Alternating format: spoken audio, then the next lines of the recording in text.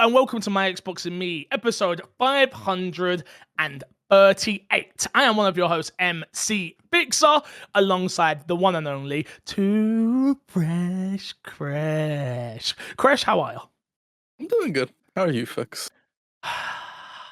Crash, I'm all over the place right now, man. I'm happy, I'm sad, I'm left, I'm right. I'm all over the place right now. But we'll get into all that, we'll get into all that. Where was you last week, Crash? Where was you? What's your excuse sick. this time? I was sick. I couldn't. Was you actually? Yeah, no, I was really sick. I'm still a little out of it. So if I cough at any point, I'm gonna try and mute my mic, but my throat's still a little off a little bit. Did you hear my voice last week's episode, Crash? I did. Mm-hmm. Did you hear what he said? Some bullshit excuse. You weren't sick. You were just out talking. I was working. You were running your mouth. Crash. Yeah, I know. I get it. I was running my mouth. Good point. Also alongside us, the one and only, the man's on the ones and twos, we have DDD Spawn. And what does that D stand for, Fix? Despawn. You said it last week. Sure. I said what last week? You said Don't know what the D stands for. Yeah, it stands for two things. What can it stand for? Tell me. I'm interested. Stand for daddy. Okay. I didn't think of the second one fully through. No, it's fine. That's fine. It's so good. You're an idiot. And it is the return of the one, the only. It is Matt P. Video. Now, Matt, usually I'd fucking rip you a new one. Mm-hmm. Yep. I would rip you a fucking new one.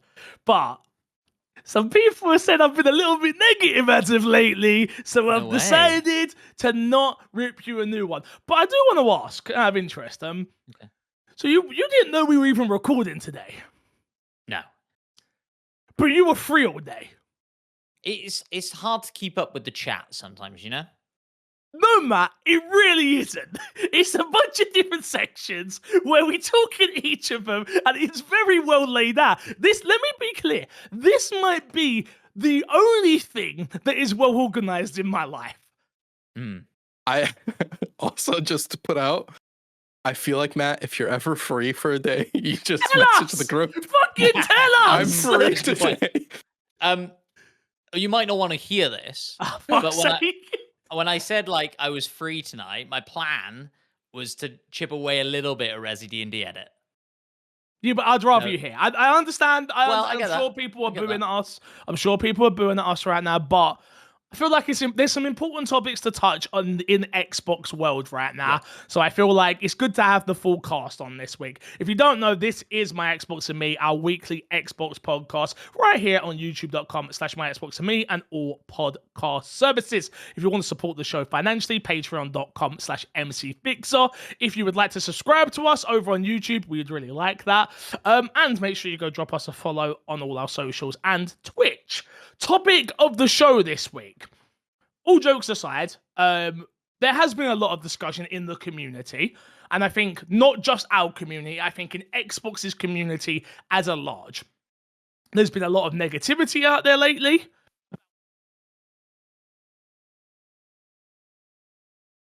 You muted me. We've lost you, Fix. Right. We've lost your audio. Hello. Sorry, I touched your mic.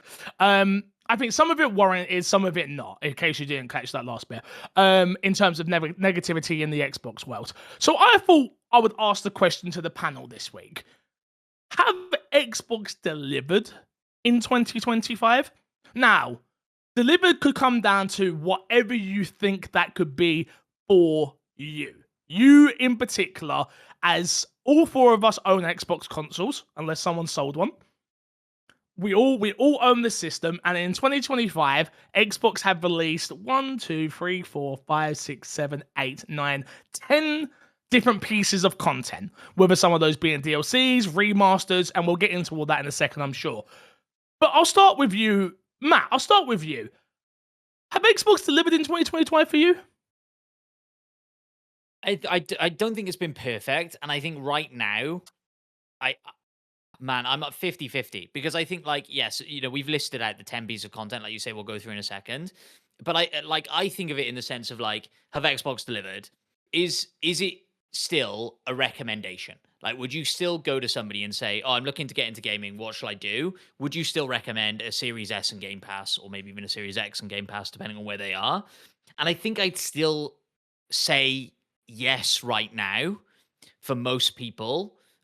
But the price increase, I think, for me, which we've discussed in sort of 3 episodes ago, I think at this point, yeah, that's the thing for me where I'm like, man, this value for money is becoming hard to recommend. Now, the back catalog of Game Pass is great, and the things that they've added that aren't first party this year, like for example, Clear Obscure, Blueprints, real proper Game of the Year contenders.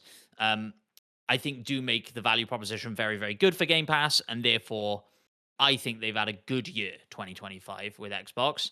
I think their marketing has not been great, and their messaging has not been great, and it seemingly only getting worse.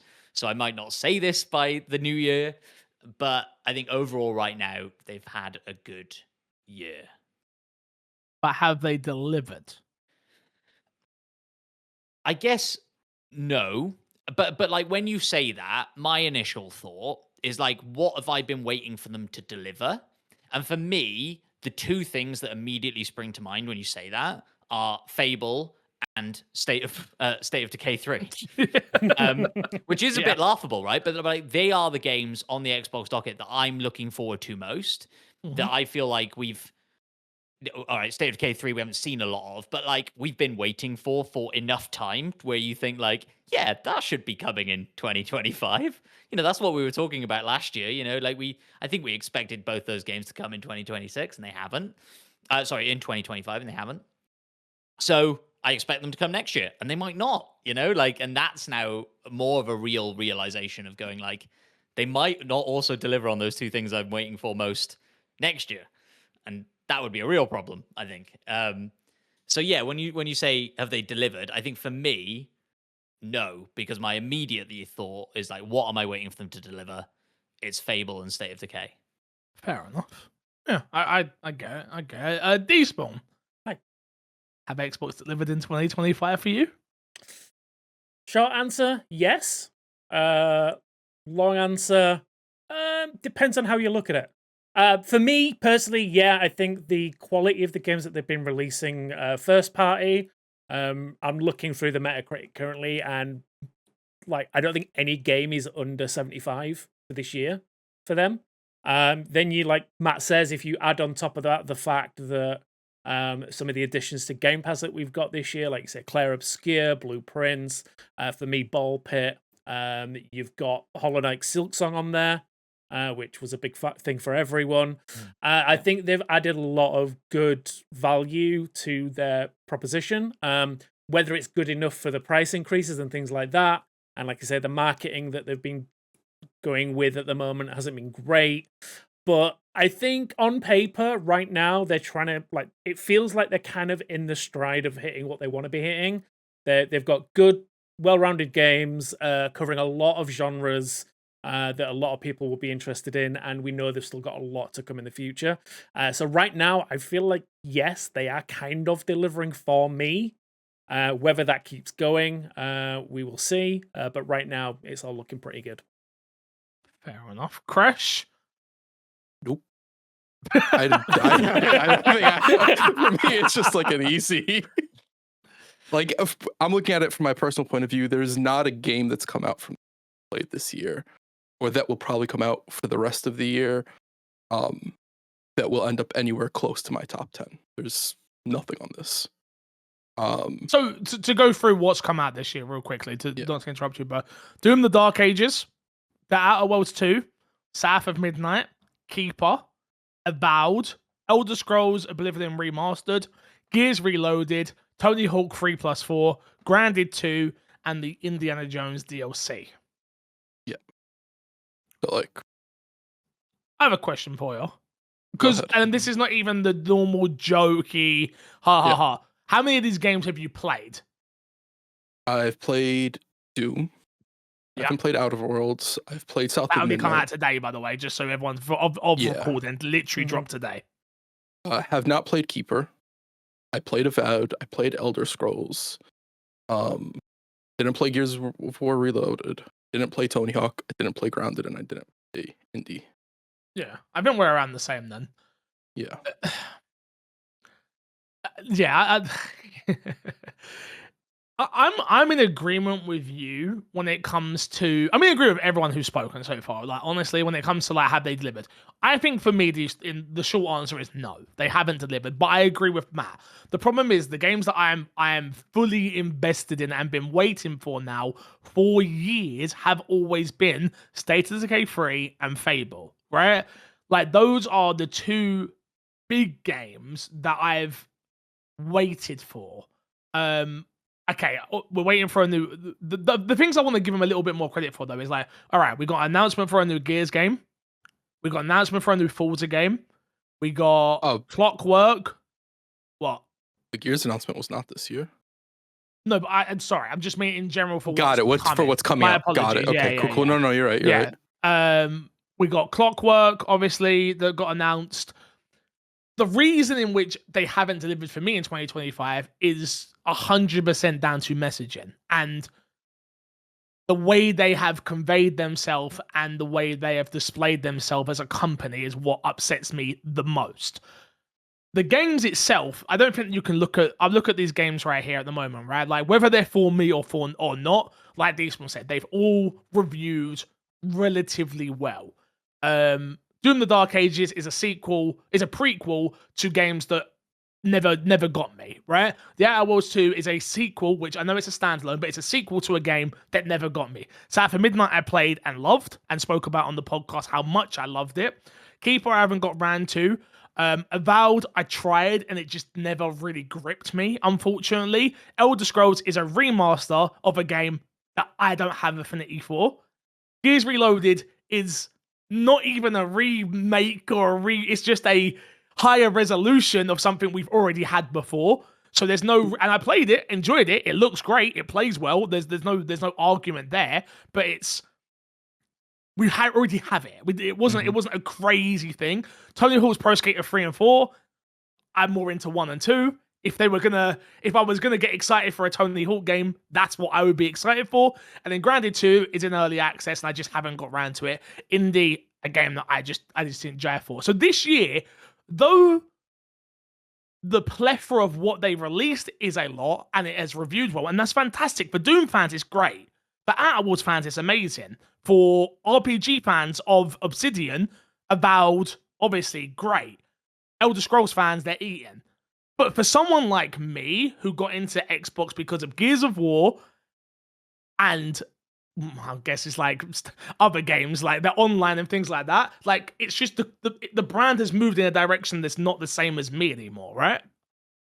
When I look at this list, and what I'm about to say is not a negative, it might sound like a negative. When I look at this list, what I get is Activision, like the Activision of old.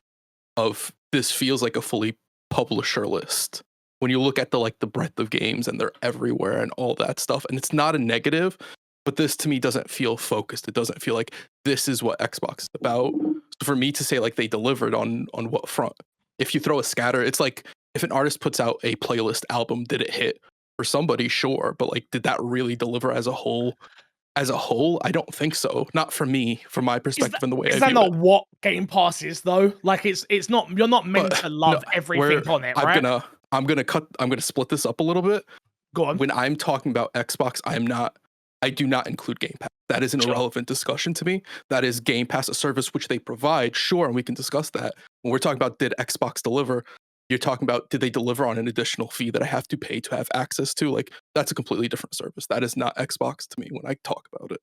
I get you, and I don't think you're wrong. I think I think there's two different conversations, right? Did Game Pass deliver, and then did Xbox deliver? Two different conversations.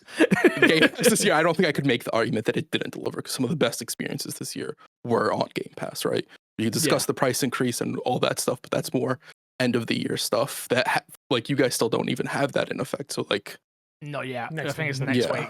Oh yeah, next week. I think when like. Yeah, there's no argument that Game Pass has delivered when I think like maybe like 90% of the award season is going to be filled with Game Pass games. 90%? Jesus. Yeah. Just throwing our numbers there, aren't we, Despawn? Yeah, just checking them out. Fucking Blueprints, hell, Clear mate. Obscure. Well, it is all Clear Obscure, right? Like, is that what you Yeah. mean? Like, No. Clear Obscure is going to get nominated for everything, and therefore, Best puzzle game. Yeah, I don't know. okay. I mean, I don't alright, know Blueprints. that map, that world map, kind of a puzzle, man. Kind of a puzzle. Yeah, puzzling Fair enough. why it's in there. Yeah. I just think it's an interesting discussion to have because Mhm. while Xbox moves in different directions and it is moving in a different direction, and I think it's one that we all have to get used to, right? It doesn't make it right, doesn't make it wrong, but it is definitely different from what we're used to. And you've still got, in comparison to PlayStation, Xbox have delivered way better than what PlayStation have in 2025. I don't think that's even a question. Yes, Ghost of Yotai is amazing. I've heard amazing things about it. It looks beautiful. It might be one of the best looking games ever to exist. But as PlayStation as a whole, it's not one game. Even when you watch their showcases, like we saw Wolverine, right? It was like, but we've been waiting for Wolverine for so long that even a bit of that, don't get me wrong, it looked amazing, it looked great. But because we've been waiting so long, and obviously the leaks and things, it kind of took a little bit of that magic away. Nintendo come out, and don't get me wrong, Nintendo are just Nintendo. They do what the hell they want, right? They released a brand new console this year. Doesn't feel like it, but they did. And then they put out a Pokemon game, which to a lot of people is their favorite Pokemon game, which is fantastic. I've not played it myself, so I don't know. But other than that, they didn't really deliver. For me, I bought a Switch 2 day one, right? I bought mine.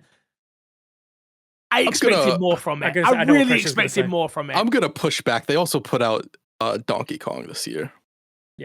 Which is a fantastic game. I haven't played it. I have to play I bought it. Play day it. one, but I haven't played it yet. Yeah. They put out two. Well, I'm not gonna say Three. Pokemon's an amazing game. Well, no, from what people at Crash, from the people I spoke to at Comic-Con, it's meant to be a really good game. The problem is, it's a good Pokemon game. That's what I was gonna say. It's not like that's like me saying that's like when I talk about Digimon. I'm like, that's a good game. It's a good Digimon game. Yeah. Except with a few extra zeros on the bank balance because of it. Yeah. Profit margins. I think people just expect more from Nintendo at this point as well. Like I think we're getting to a point where people are like, all right, Nintendo, come on. Yeah. You got to remember, Nintendo also did drop Dragon Drive, which no one liked. What? Do you remember this one? The wheelchair basketball. The wheelchair one. Yeah. Wait, did that come out? Yep. Yeah. And it got universally panned. Oh. Yeah. Another aspect where you could sort of say, like, did Xbox deliver? That I'd be interested in your thoughts on, especially you, Fix. Is something we've been anticipating for like almost a decade is the Xbox handheld, which happened this year.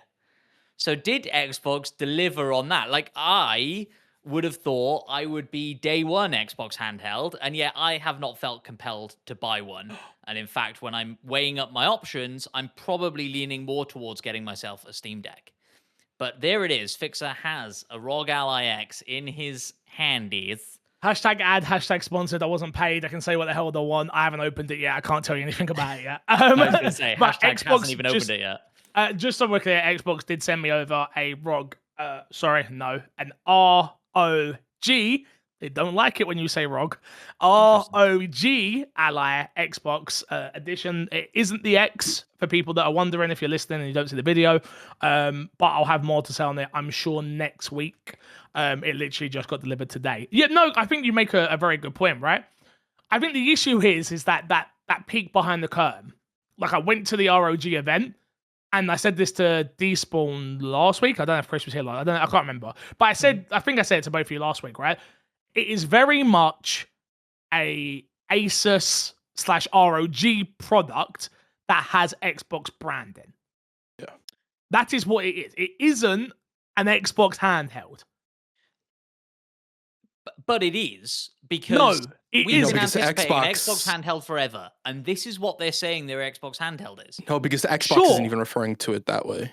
The way they've talked about like the price being set and all that stuff, they're like, ROG handled that. That's not us. But this is an Xbox as much as my phone is an Xbox.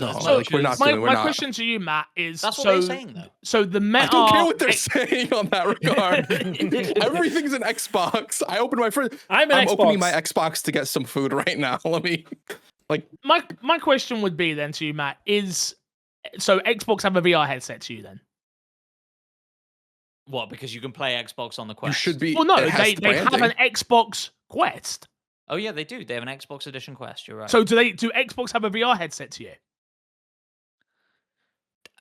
I just need a yes or a no. Keep the same energy. Just keep the I just same need a yes. energy. I I just guess need a yes or a yes. no. I guess yes. No, they don't. They don't have an Xbox. No, They don't look, have a VR headset. They don't have a handheld. This is not. I played on it again. This is not a PlayStation VR. This is not a PSP. This is not a Game Boy Advance. This is not a Nintendo Switch. It isn't that. Like they can brand it however they want with their this is an Xbox branding, which I think is smart branding, by the way, for what they're trying to do and where they're moving. I think it's very smart. But this, when I dreamed as a child of a Xbox handheld, this, as much I am super looking forward to playing this, I'm excited beyond all belief that I've got one. I cannot wait.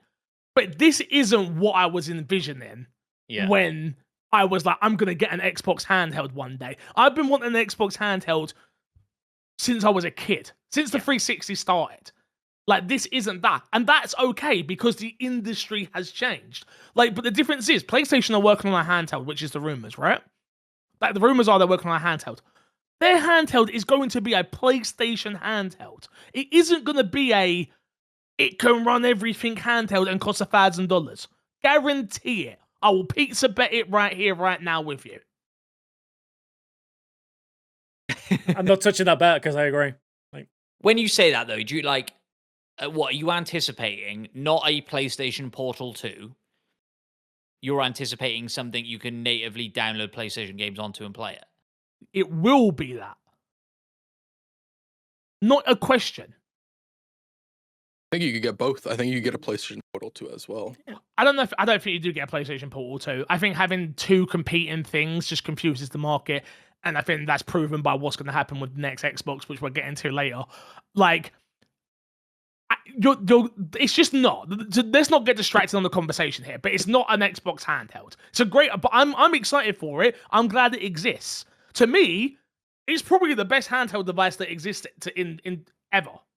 Like, from what I've used it for, it's a portable PC. Like it's a portable PC that can do everything. Who wouldn't want that? I'm interested to hear what you think of it when you've put some time in on it and played some different games and again, see where you're at with it. I've owned the Steam Deck, enjoyed it. I own the PlayStation Portal and have played a whole zero games on it. Games on it. Like, yeah. I'm interested as well. But I've got a lot of trips coming up, so I'm very excited. Yeah, I took my Portal away with me, like just to go to the in-laws' house the other day, and like could not get my PlayStation to boot remotely from it. It doesn't matter what I try with that, how much troubleshooting I do, I cannot get that system to work in that way. And so I'm probably going to sell it. It's 30th anniversary edition as well, so hopefully it'll sell easily. How much? But I'm not like, if you want it, like I'll trade you for a Steam Deck. I tried to buy you a Steam Deck, remember? Get the fuck out of here. But Emma said the same thing. Don't sell it. It's going to be a collection. I wouldn't sell it. Like, we're not like keeping it like that, right? Like I'm supposed to be using it, and I'm not. So yeah, but let somebody else enjoy it. It's gonna sit on the desk. It's gonna sit back there. If I buy it off you, it's gonna sit back there, mate. I'm telling you, it's fine with me, but I'm just letting you know where it's gonna sit. You can look at it on camera once every 6 months when you're on the podcast. That'd be nice. Or I'm just put it out there. You could give it some. Don't say it to him. Don't say it to him. Don't say it to him. You know, looking to introduce more games. He's got a baby to feed. You don't want to take his money. Exactly. That's fine. I got baby feeding. I'll trade it to you for a Steam Deck. That's the open trade, everybody. It's not a good trade. It's not a good trade. It's not a good trade. I need to get my bartering skill up. You do. You really do. Anything else to add on this has Xbox delivered conversation out of interest? Not massively. I'm looking at Crash's face as all despawn. I'm just looking at his face. He's just it's very dark in that room. I can still see. I can still see through. I can still see through that grin. I was just trying to think of like, is there anything else that we can discuss in terms of like Xbox succeeding or like delivering or not? Right? You have the handheld, you have Game Pass, you have the games. Is there anything like if you look at messaging and marketing? I'd say they haven't delivered for the most part, other than the success of like the everything's an Xbox because people quote that all the time, even if it doesn't make sense. But almost ironically, and like Yeah. they've lost all that goodwill, right? Like we talked about with the Game Pass hype price of going, this was the best deal in gaming, and now nobody is saying that. Like you lost all this goodwill. You know, laid off all these people. You still have and- some people I- screaming from the mountains that it's the best deal in gaming. Maybe. While Yeah, they let's hike not, up. let's not many say as well. nobody, but I would say a Oh, higher okay. volume of people are not Dropped off that. not as thrilled with the value anymore. But- The way I look at it, I agree with you, Chris. Just go for it. Messaging, I think we all agree they haven't done a great job with, and that's been a mess. Games, I think they've delivered on what they've put out. Everything they've put out has been, we haven't had a game from them that's come out and there's been a stinker. There's been no Redfall this year. Yeah, I agree. We've talked about Xbox for a lot with games, and if you're looking at them, like, aside from like me being like, none of this interests me, and I'm looking Yeah. at it just as the games, they've had a solid year this. It's definitely been on the up. Agree. The way I look at it is like they have been a fantastic publisher, but as a hardware and services company and marketing department, no.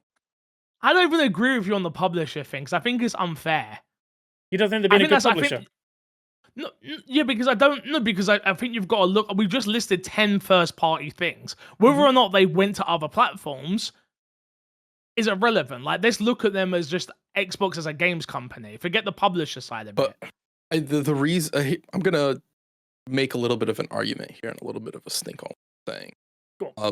Doom: The Dark Ages, no matter what, will not associate it as me. It's an Xbox game, and don't get me wrong, but when I'm looking at this on paper, I will not associate that as like in Xbox sense. Sure. The same thing with Elder Scrolls, same thing with Tony Hawk. And I think that's taking out like 3 of the bigger hitters from this list. You still have Avowed, you still have South of Midnight, you still have Keeper, which even Let's look Keeper at you it. can make an argument, but that is a brand new franchise. So like, No, that's what I was just about to say to you. Let's keep it this way, right?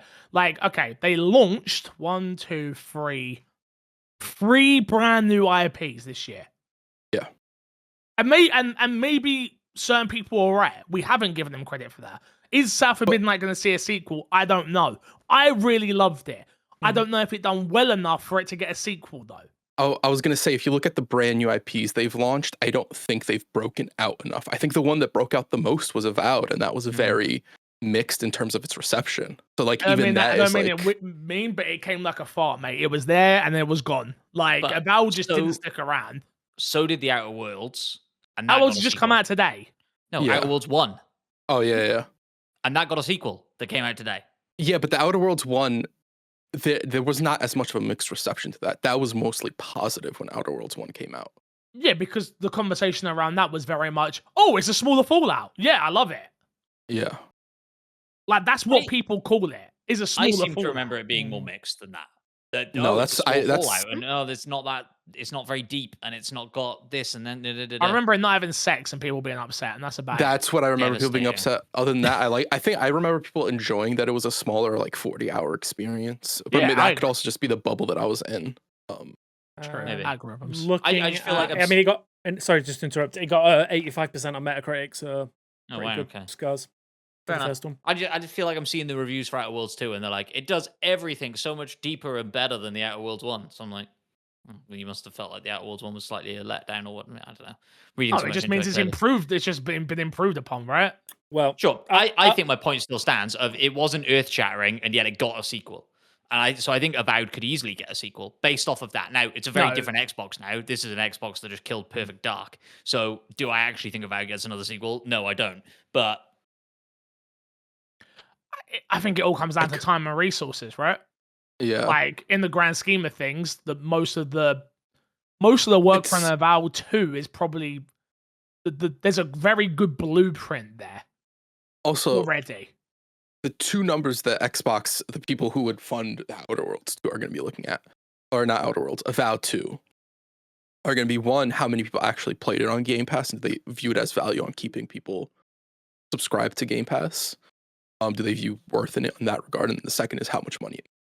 Does it make sense? Did people like it? I think all those stuff are kind of like irrelevant. And I don't think we have the numbers to like really look at it and say like Avowed will get or not get a sequel, because they're not going to be looking at it on like, did the people who buy it and played it enjoy it? They'll be looking at, did the people buy it and Sure, but here's where I think the conversation goes, right? Obsidian, you put out 2 games this year, Avowed and Outer Worlds 2. Both well received, great. But still, infinitely more people played Oblivion Remaster this year on Game Pass. So I tell you what, get your shit together and go make Fallout New Vegas Remaster. Sure, but that's a whole different conversation.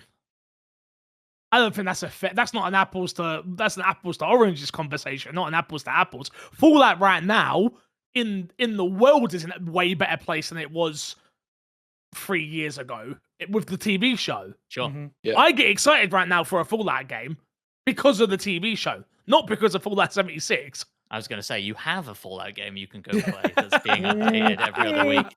I'm good. You can go fishing in it. Yay. Okay, let's move on to what's been in our box. I think that was a healthy and good discussion. Let's start with you, Crash. What have you been playing outside the game we've all been playing? I have played Chaos Zero Nightmare, which I'm gonna shock people with the first thing I say about the game. It's It is a gotcha game. Yeah. It is a little bit different in the sense that it is like Slay the Spire meets Darkest Dungeon in the terms of it's like a little bit roguelike. You go through runs, you get new cards for characters and stuff like that. There's still the gacha element of you have to roll for characters, etc., etc. So I won't really recommend it. But as far as like what gachas do, I think it is one of the more interesting games that I've played, and it's one of the few times where I'm like, if they went and they just turned what they have here into a game on its own, it would do very well. Where with a lot of gacha games, it's like took out some of the mechanics. This is where it's like it's just straight up like a really, really good experience. You have a smile on your face and you seem like you want to say something. Great. I'm just flicking between the two of these games on Google as I usually do to know what the hell's They're going both, on. they're both Crash. very Crash. Yeah. They look like the same fucking thing just from its imagery. I'm No, not saying they the don't. gameplay. Oh, Crash! I can't, bro. I'm looking at this like, what the hell? It could Waifus, be the baby. same game. But I'm seeing a lot of waifus out there, my I friends. see what you're saying. A lot Look, of waifus. if it's a gacha game, that is like included Crash. in it. Okay. I'm I seeing can't- a like, I lot can't help of help that. gigantic things. I don't even want to get into it, but Guns. Yeah. Sure. I don't even see a Enemies. gun. I see a Enemies, sword. yeah. I see swords. Oh yeah, I see a gun. I do see a gun in one Yeah. of these. Okay. Yeah. Chris, do we need guys? I think it's time. I think it's time we have that discussion we've been talking Intervention. about. Guys. Yeah. I think it's time to have intervention, Crash. Crash. Yeah. You know Let me what? ask you a question. Yeah. Go ahead. Because I'm hoping I have an answer that I think you'll say, and if so, I think we're okay. And if not, we are going to have an intervention. Hentai. How much are you spending in these games? I don't really. The only time I'll spend in the game. No. We go, guys. I'm not sure. In both of these games that I've listed, I've spent no money. Oh. I don't Okay. spend money in a game until I've played, but I use the same rule I have with free-to-play games when I play those games. I will put money into the game when I've played the game enough, and I'm like, I enjoy this game, so I want to give something back to the people who developed the game. Okay. That is I use the same free-to-play metric. I'm not somebody who's just swiping my card constantly. Right, Like, gotta get this waifu. new character. I'm cool not getting every character. I'm cool not getting most They have characters. bigger guns. That's why I'm looking for. I'm waiting for the character. Like, if the guns get bigger, that's when I start swiping. That's the metric. Yeah. No. I don't. Did you know I'm gonna be playing a gotcha game soon? What game? New Resident Evil mobile games are gotcha. Oh. Brilliant. That's That you know who was- you have to worry about spending money on a gacha game. Yeah, you're right. Yeah. That's fixed. Apparently, you Yeah. can unlock all the characters without having to put money into it. Yeah, Yeah, they say all that. say that. Yeah. Most gacha games work that way, Every- Fix.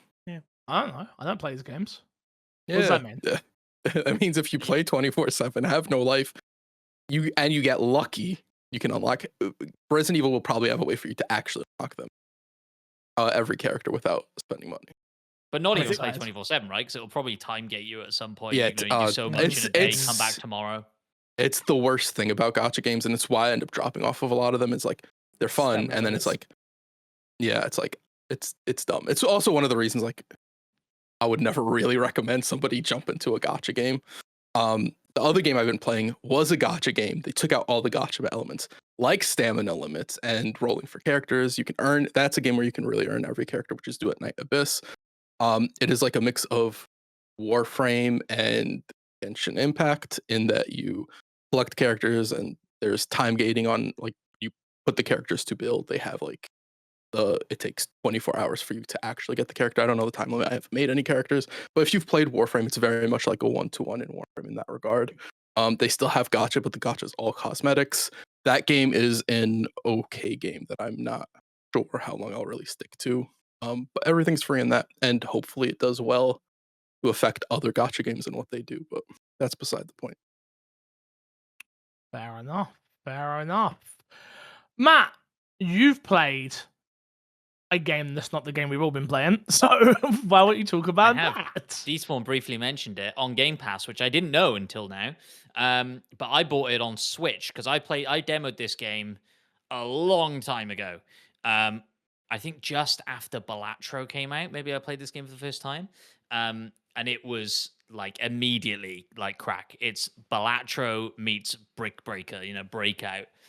Ball X Pit is phenomenal. Check it out if you can. It's cheap.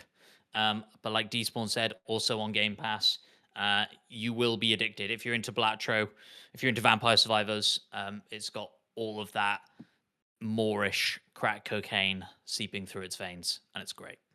$12.99 on Steam. Yeah. So I'm playing it on my original Switch because I knew I wanted to go around with it and play it wherever I am, and it's that kind of game. It has made me realize I have pretty severe stick drift in one of my Joy-Cons, which I'm not happy about. But also left. Is that the red or blue? Blue? Yes, one of them. I've got a red one you could have had. Don't worry about it. But yes, what was I saying? Yeah, and it's performing quite well because it's one of these games like Vampire Survivors where like eventually the screen will be absolute nonsense craziness. I was like, oh, this might not run all that well. And I went to some of the settings and it was like, do you want to show an FPS counter the entire time? And I was like, I don't think I do because I think it's going to upset me. But so far it's running pretty well on the old original Switch. So that's nice. It's quite a good little handheld, isn't it? Forgot about it, really. So Matt, you'll be happy with me because Yeah, I love this game. I've only been playing it on cloud. Ooh. Well, I can't reset all my progress now and go back to Xbox, can I? Yeah, well, you could because it's fun to play. I mean, I could. Yeah, but no, I've been playing it on cloud, and again, performance has been great, mainly just through the cloud. But I am like when I'm playing it like 20 feet away from my router, so it's not exactly. Yeah, but it's not like it. a twitchy game like that, is it? Like No. there, it certainly gets intense, but I think by the time you get to those points, you're already dead. Yeah, I'm already New It's Game great. Plus. I love it so much. It's so good. Are you a New Game Plus? Oh my god, Yeah. you've put way more into it than I have. It's great. It's great. Chris, you doing time codes? Yeah, I am. What a legend. Sorry, I didn't mean to disrupt your conversation there. I got bored. Wow. I played one game that some of you may or may not heard of, and I'm kind of addicted to myself, actually. I'm doing whatever daft point you tell us. Yeah, I understand. Escape from Duck Off. Cool. Anyone heard of it? No. Yeah, so Hey, we had a brief I discussion wasn't about dismissive, yeah. I wasn't Yeah. dismissive, yeah. Go. All right. I sat and stayed quiet during your bullpit conversation. All right, tell me more about Escape from Duck Off. Ah, man, it's about a duck that has to escape from Duck Off. No, it's All right, we can move on now. It's- That's a good description. covers of it, the yeah. game. it's a duck looter shooter. PvE. If you ever played Escape from Tarkov, imagine that top down. You're going out, building settlement up in your little base, going out and getting materials and things of that nature. It is very, very, very challenging. I die regularly on normal difficulty. I can only imagine what it's like on extreme, to be honest with you. But yeah, really, really loving it. I almost played it over Battlefield the other day, but then Matt came into my chat and said, "No, play Battlefield with me instead." I have a question. You said PvE. Is there PvP as well, or is it just PvE? No, it's just PvE, which is the only heartbreaking thing about this game. When you said Is it PvE, is co-op? it single player? It's as far as I'm aware, I will check right now because you both have stressed me out a little bit. As far Okay. as I'm aware, it's just single player. Let's have a look. I played this- single player.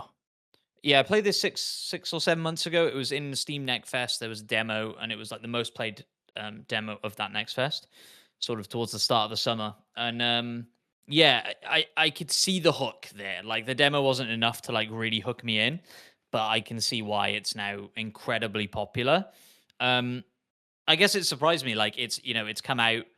The Battlefield BR dropped immediately. Arc Raiders has been bubbling away. People are really Tomorrow. excited for Arc Raiders. It's Mhm. coming out tomorrow as we record. So yeah, it'll be interesting to see if it sticks through that because for a more casual version of this thing to drop amongst these behemoths seems like a big ask for this thing to stick It's- around beyond this couple of months. I mean, it sold 2 million copies already.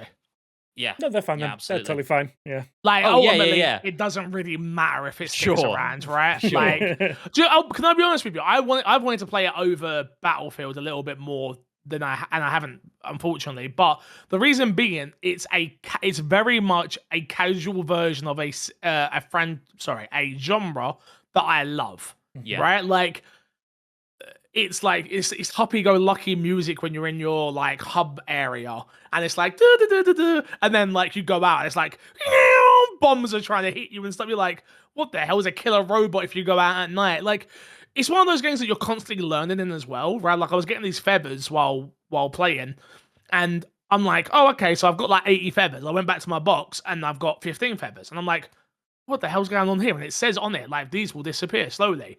And then I found the thing that I need to use the feathers on. And you're like, it's that little eureka moment. And then that gameplay loop is like, oh, okay. And then this does this and that does that. And you're like building out this base. Yeah, it's just really good. It's really, really good. If you enjoy PvE, you enjoy top down, you enjoy a cozy look. I won't quit a cozy game because it definitely isn't that.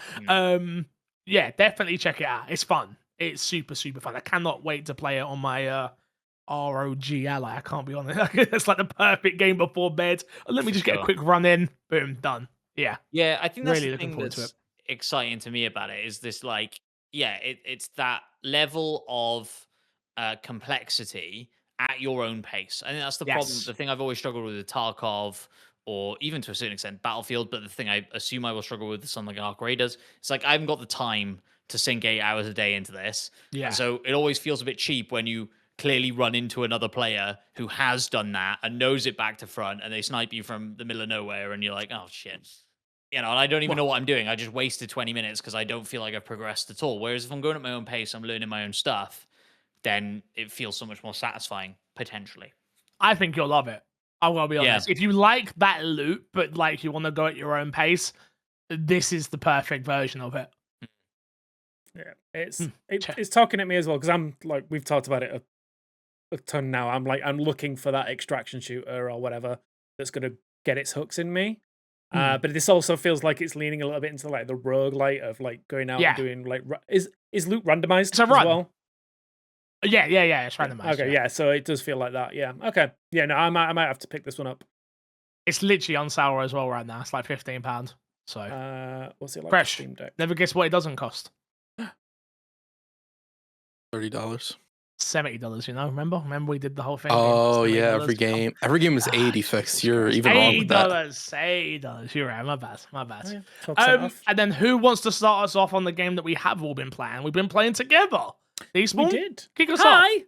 off. Yeah, it came out of nowhere. Not a leak or rumor in sight from anyone. Nope, no siree.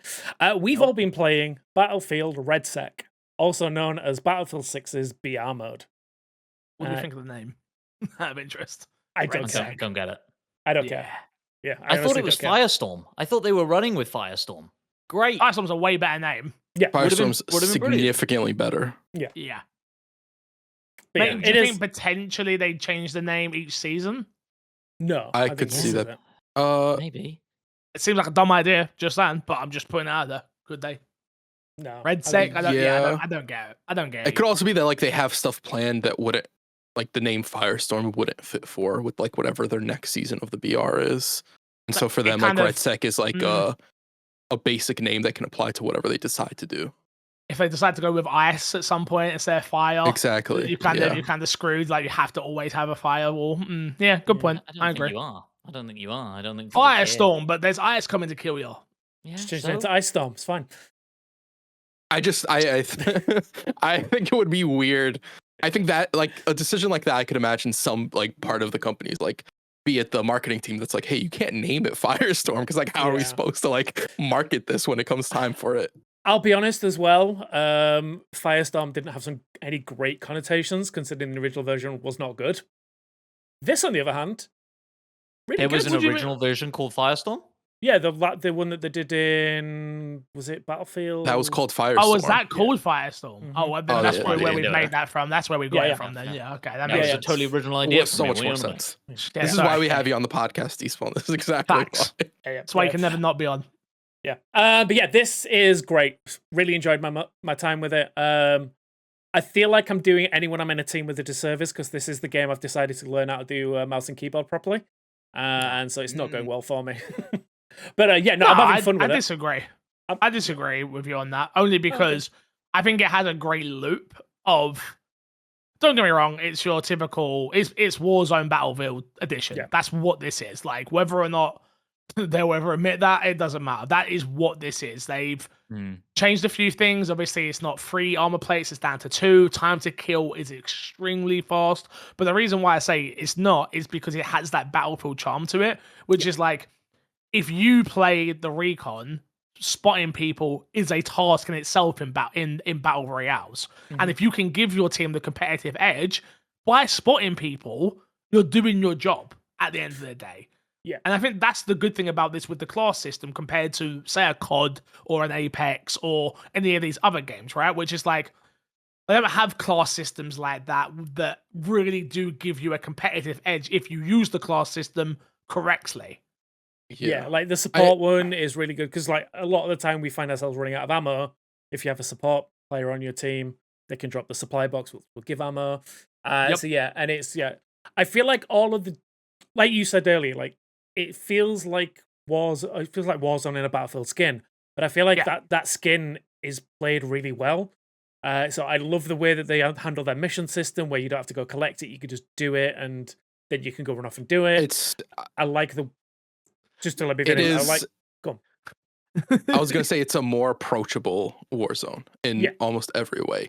Like the mission system, I think is more approachable because you don't have to go and get into a fight for a sought out mission that everybody's gonna run for. You go into your own list and you do it, and you can not avoid fighting, but you don't have to take every fight to end up geared by.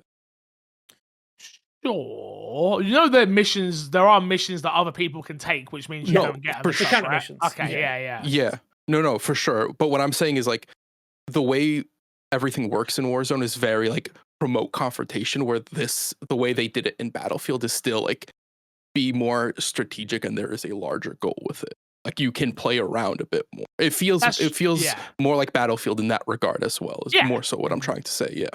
Objective based, right? Like for a game that's known for objectives, it's nice to have mini objectives going on throughout your game, which then feels like you're still accomplishing something, even if you're not killing the opposition. Yeah. Sorry, Matt, you were gonna say something? Please go. Well, no, I think that only applies if you play that way. Like, I think you can absolutely play this like you would Call of Duty Warzone.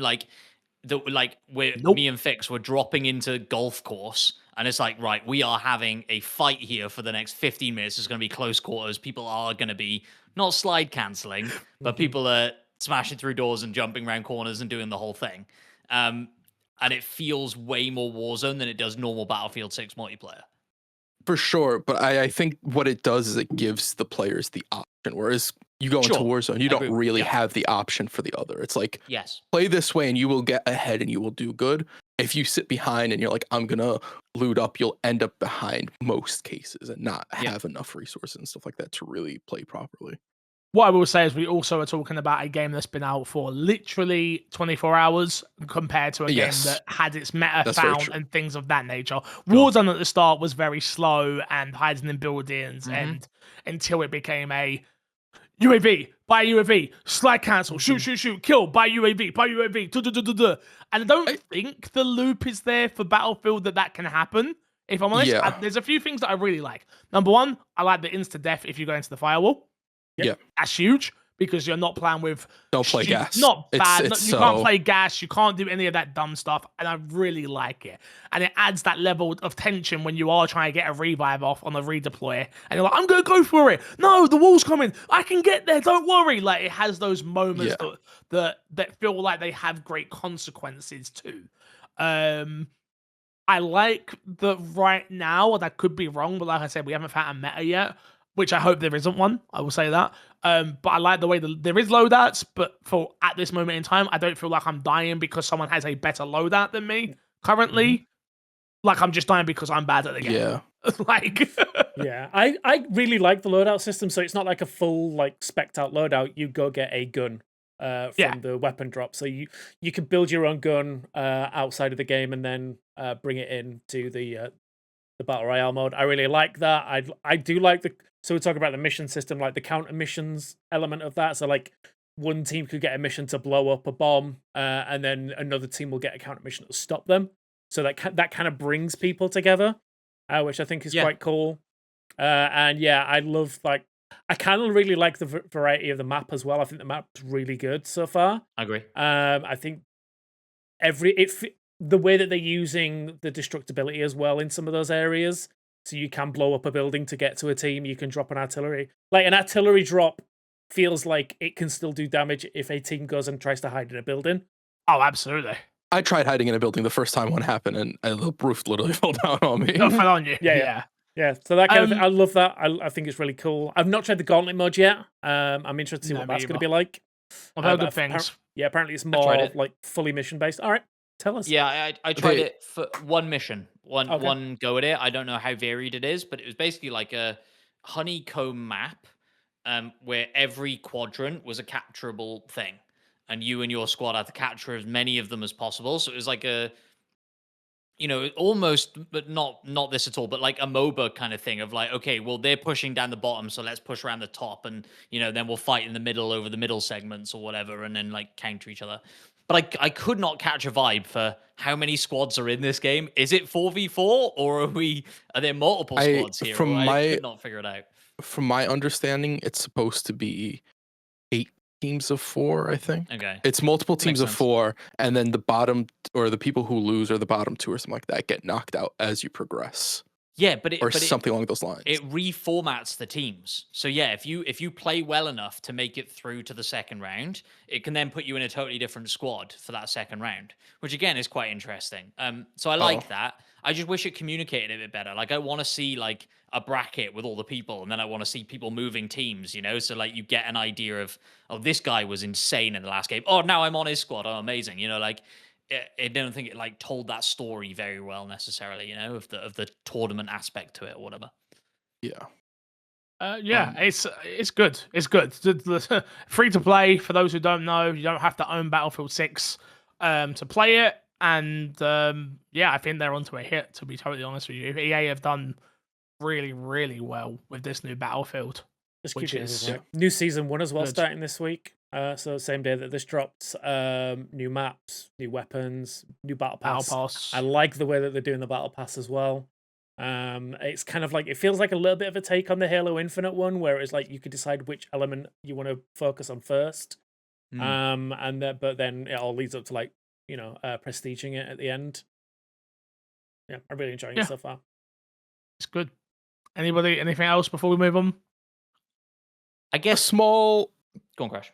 I was just gonna say, is there? This might be a little bit of it's not about the game itself, and I do really like that it's free to play. Is there a part of the conversation that can be had about it being kind of scummy at all for it to be free to play and not be announced that they're putting out a BR that's free to play? That like some people who would have bought Battlefield would have not bought it. I'm of the camp that I don't really think so, but the conversation sort of just popped in my head, and I'm not sure where fully I land on. I don't think it's super scummy, but there are definitely people who wouldn't have bought the full game had they known a BR was coming out that would have been free to play.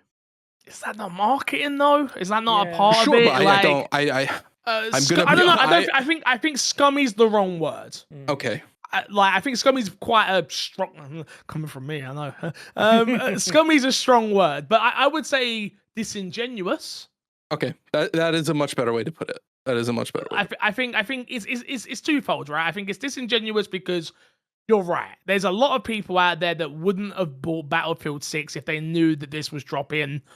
What has it been, a month? Less than a month? Yeah. Just over a Yeah, month? less than a month. Something along that. If this was coming out. I don't think it's a bad thing, if I'm being honest with you. It's a marketing beat, right? And at the end of the day, this was a unkept secret that everybody knew about. Like if you if you didn't know about this, and Despawn's put out a video and people were arguing with him, but if you didn't know that this existed, then you were hiding under a rock, or you just wasn't informed. Yeah, Like, I mean, so, they officially announced it as part of their presentation stream that this was Yeah. coming. At the whether multiplayer they- reveal event. Yeah, they didn't really. I don't think they really clarified specifically that it was going to be free to play, but they said No, it was they going to be a absolutely part of the game. But I think if you were saying to yourself, "Oh, there's a Battlefield BR coming, and I'm really excited for that, so I'm going to buy Battlefield before they've officially announced it or before they've revealed what it is," then you weren't just buying it for the BR. Like, you could have just waited. There was nothing to stop you just waiting for the BR to come out and then buying it, then making your decision, looking at reviews and going, "Oh, is the BR actually any good? Is it worth my $70?" Yeah, You made the decision But, to purchase like, it early, it being but- what it was at the time.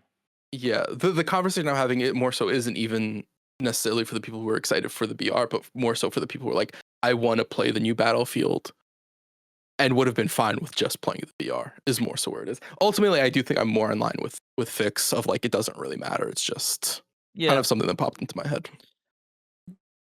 I mean, people are going to be upset no matter what. So Let's go play some. we got to keep doing the podcast. He's an That's addict. fine. He's we got an to addict. finish the pod. We got to finish We- the pod. Yeah, but he is addicted. A little bit. Which I kind of like. Yeah. Let's get into this week's dashboard before we play more Battlefield.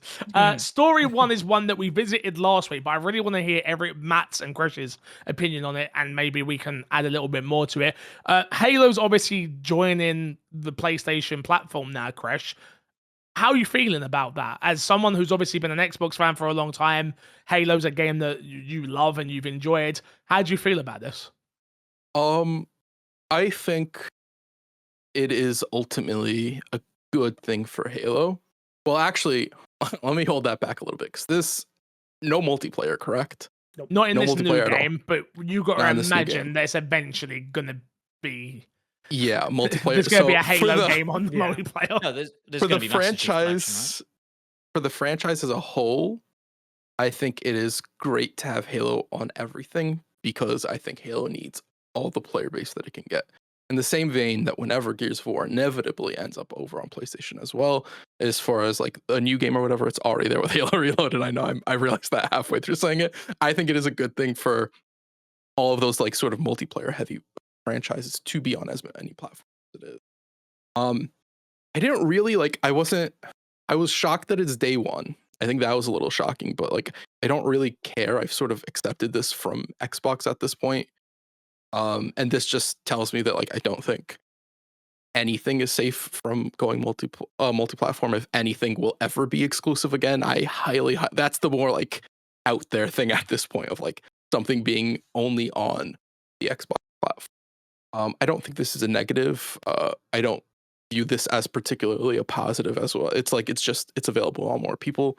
To more people, it doesn't really affect me one way or the other. As in with Xbox as a whole right now. Matt? Yeah, I think it's I think we've had this discussion before. It's just like weird. Like, do I really care? No. Do I think it's ultimately good for the Halo franchise and longevity of the Halo franchise? Yes. But this is like Mario showing up on PlayStation, right? Like, this is your poster child for your brand, and you've gone, yep, okay, now it's everywhere. Or now it's on our biggest competitor at the very least. And so it is. No, weird. Matt. No, Matt. Let me correct you there, please. TikTok is Xbox's biggest competitor, not Yeah, PlayStation. interesting. I did see that headline as well. Mhm. Well, maybe fair enough. I don't know, but that's a whole different discussion.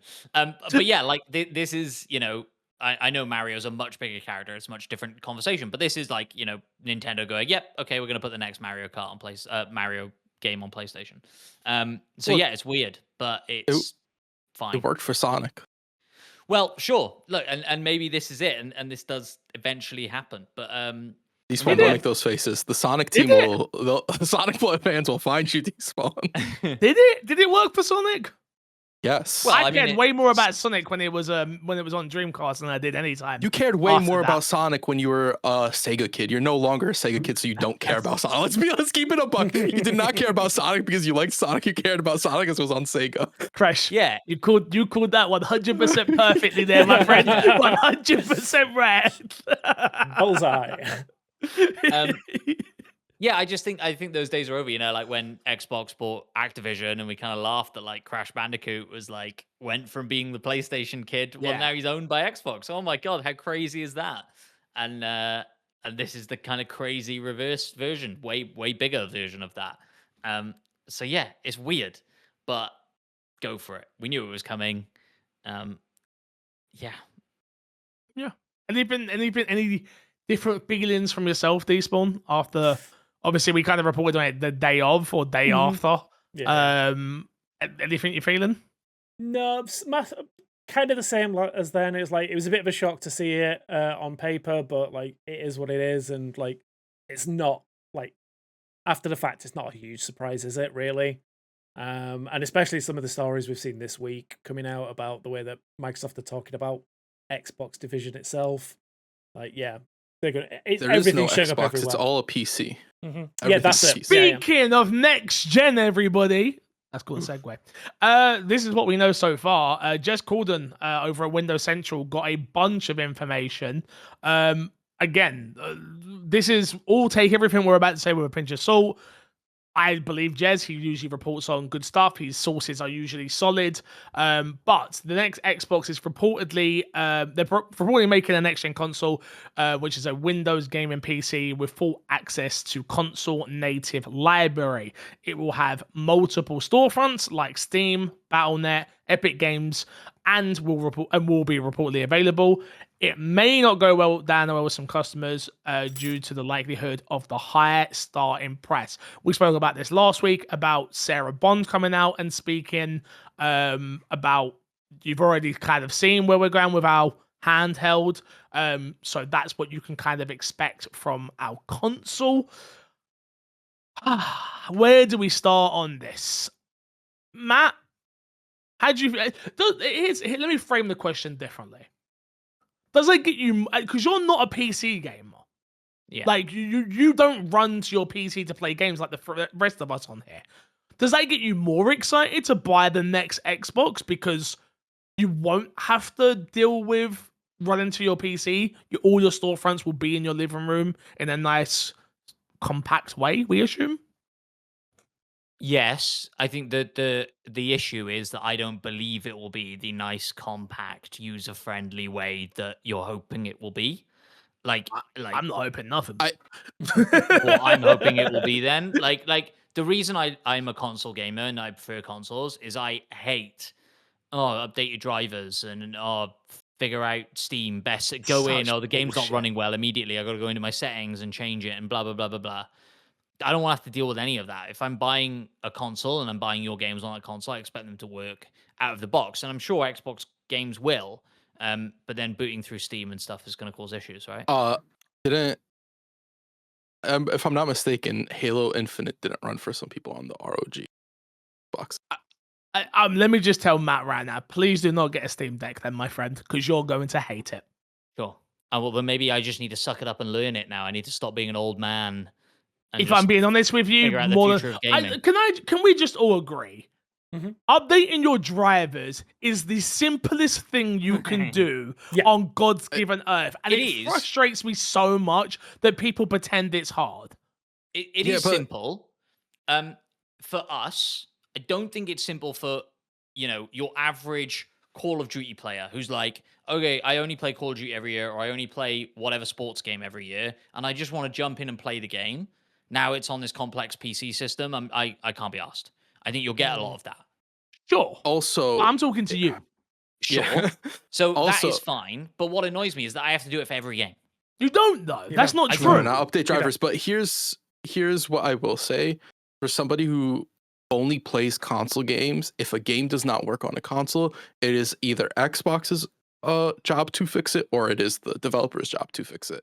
On a PC, sometimes it's one of your settings on a PC, and I think that's more so what Matt's getting at. If a game doesn't work, is it one of the settings? Do I have to change one of the anti-aliasing options? Do I have to change some random option that's making my game crash?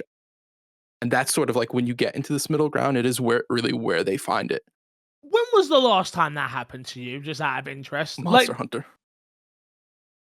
Earlier this year, yeah, no, let's not act like it doesn't happen. Vince. I've got my example. Borderlands 3 is just Borderlands 4. Yeah. Sorry, it's absolutely balked. Wasn't Battlefield 6 a fucking nightmare with its safe whatever that you had to install and blah, blah, blah, blah, blah, blah? You'd assume that wouldn't be the case on whatever Xbox is making. Secure Why? boot. It was a hassle. It was an annoying hassle. And some it will people- it will be an issue on whatever Xbox are talking about here. 100%. No, it'll all come with safe boot enabled. It'll be fine. Well, maybe, but then Probably. it'll be the next safe boot. It'll be, what Some but games this have is it kinda what I turned mean, off. like, Yeah. You mentioned it, anti-aliasing, VSync. This is another fucking language to somebody So- like me. I have no Yeah, me idea too, what VSync though. does, and I have no idea what anti-aliasing does. Yeah. So here's Turn the thing, VSync though. off every time. Yeah. Always. Sure. Unless the game needs it, and then you turn it on. Who knows? Exactly. but the thing is, Xbox are trying to simplify that. So like they had the updates to the store recently where it will say if a game can be run on this system. So it will test it for you. It will say whether it's been optimized for the handheld or whatever. You've got to assume that that's in preparation for this next console, right? Absolutely. Yeah. Sure. The- that it list will be will like- get so long. Yeah, Is but it you'll be suitable able- for ROG Ally X? Is it suitable for ROG Ally? Is it suitable for like? But here's the thing: It's gonna be Steam insane. already does it. Well, no, because Steam already does it. Yeah, Steam does it as well. There's a little thing It's in just the a App small Store option. that says, is it Steam Deck verified? Yes. They do it no, with controllers maybe. as well, like what Yeah. Yep, they controllers do work with the everything. games as well. Yeah, So- I think that's a little. Yeah, you're making But an this is argument what I that's mean, not like- really an argument because like other storefronts will do that. Like you're going to see that from the next. But I think gen, Matt especially doesn't if want to they're have to doing it deal PC. with it, Oh, I don't Matt, want yeah. to. which That's is a why I fair don't do point it, of view. right? It is a Well, you don't fair have to- point of view. Well, that's the thing. So- You could go. Sorry, go on. I want to change the question a little bit then to Matt. So you're gonna avoid the next Xbox then? I mean, who knows? probably, Because right? we don't know what, like, if we're taking this as gospel and this is vague at best, right? Like, we don't really know what this is actually going to look like. I think we or do. How it's going to work. Yeah. You got to think because you've had Sarah Bron come out and say the ROG Ally is like the framework of what we're looking at for the next gen console. You've had Satya Nadella come out and say that we're not looking at it as a console anymore. We're looking at it as a PC. So you've got two of the heads of like Microsoft / Xbox saying this is what you should probably expect from the future of Xbox. You kind of Do you think they've looked at Apple and gone, everyone buys an iPhone for £1,000 every year. We can sell them a console easy. I think Maybe. I think that's. I saw a Delusional. comment which I think was a really interesting comment. I can't remember from who it was, but it was about Satya Nadella's recent interview, and it was very much so. He seems to be very disappointed that they don't have access to the money that Steam makes. And when you look at what they're doing and what they're setting up, it seems very much so they want to take some of the market share that Steam has and bring it more to the Xbox side. So Xbox is reaping the benefit of everybody running a Windows already, but they don't get the Apple does. So in that regard, I do agree there is like some sort of Apple comparison there. From his perspective, he's 100% right to be disappointed in Microsoft, though. We all agree there. From a business perspective, where you own the operating system and you've been in the gaming market for so long, don't get me wrong, you had to be forward thinking and Valve were, right? But like, you can see it from where he's going, bro. How have we run this operating system that they make all their money off of? So you can understand why he's going, yeah, we need to fix that. Like, how do we extrapolate that more money out of that? The thing that he's underestimated is we all love Steam. Mhm. Yeah. And we all hate Microsoft stores. All of them. Yeah. Can't name one good one. Yeah. Zune I think- stuff? No. Again, it comes down to a bit of a perception thing. And I think Apple's interesting. And I think they're on a downward slope with this as well. But like, Yep. the reason that people were so invested in Apple especially early on with the iPhone, and willing to buy new iPhones every year and stuff like that, was because Apple was selling style, and Apple Yep. was cool, and Yep. Apple was also useful, right? And like Microsoft has never had that. Microsoft's never been cool. The closest they've got is with the Xbox, and even then, I don't really think the Xbox has ever been considered cool. 360 was. maybe, maybe, 360 yeah, was cool. 360 was cool. but they lost it so Yeah. quickly, you know. And the original Mhm. Xbox wasn't cool, right? No. Like, you know, with the No. Duke and stuff. So Xbox have never been cool. They've always been chasing Apple in that regard. Sorry, Microsoft have never been cool. They've always been chasing Apple in that regard and never succeeded. I don't see this being a good move for them. Like, to try and take on Steam. Where Steam, like, you're right, people love Steam. Steam is beloved. There was a time when people loved Game Pass. Game Pass was beloved, and that's gone. There's no other part of Microsoft that is beloved. And so, Fable? yeah, fighting Steam, I think, is going to be difficult for You don't them. have to But be then on they- Xbox. Stay in the to K3, play. bro. It's Yeah. beloved by me. Let Yep. me tell you. But the thing is, like with You don't need to those, be there. Yeah. if those are the things that are beloved, you don't have to be interact with Xbox. Xbox as a whole to Nope. Yeah. play those games anymore. Huh, I agree. I think it's interesting. Definitely interesting. So, who's buying one?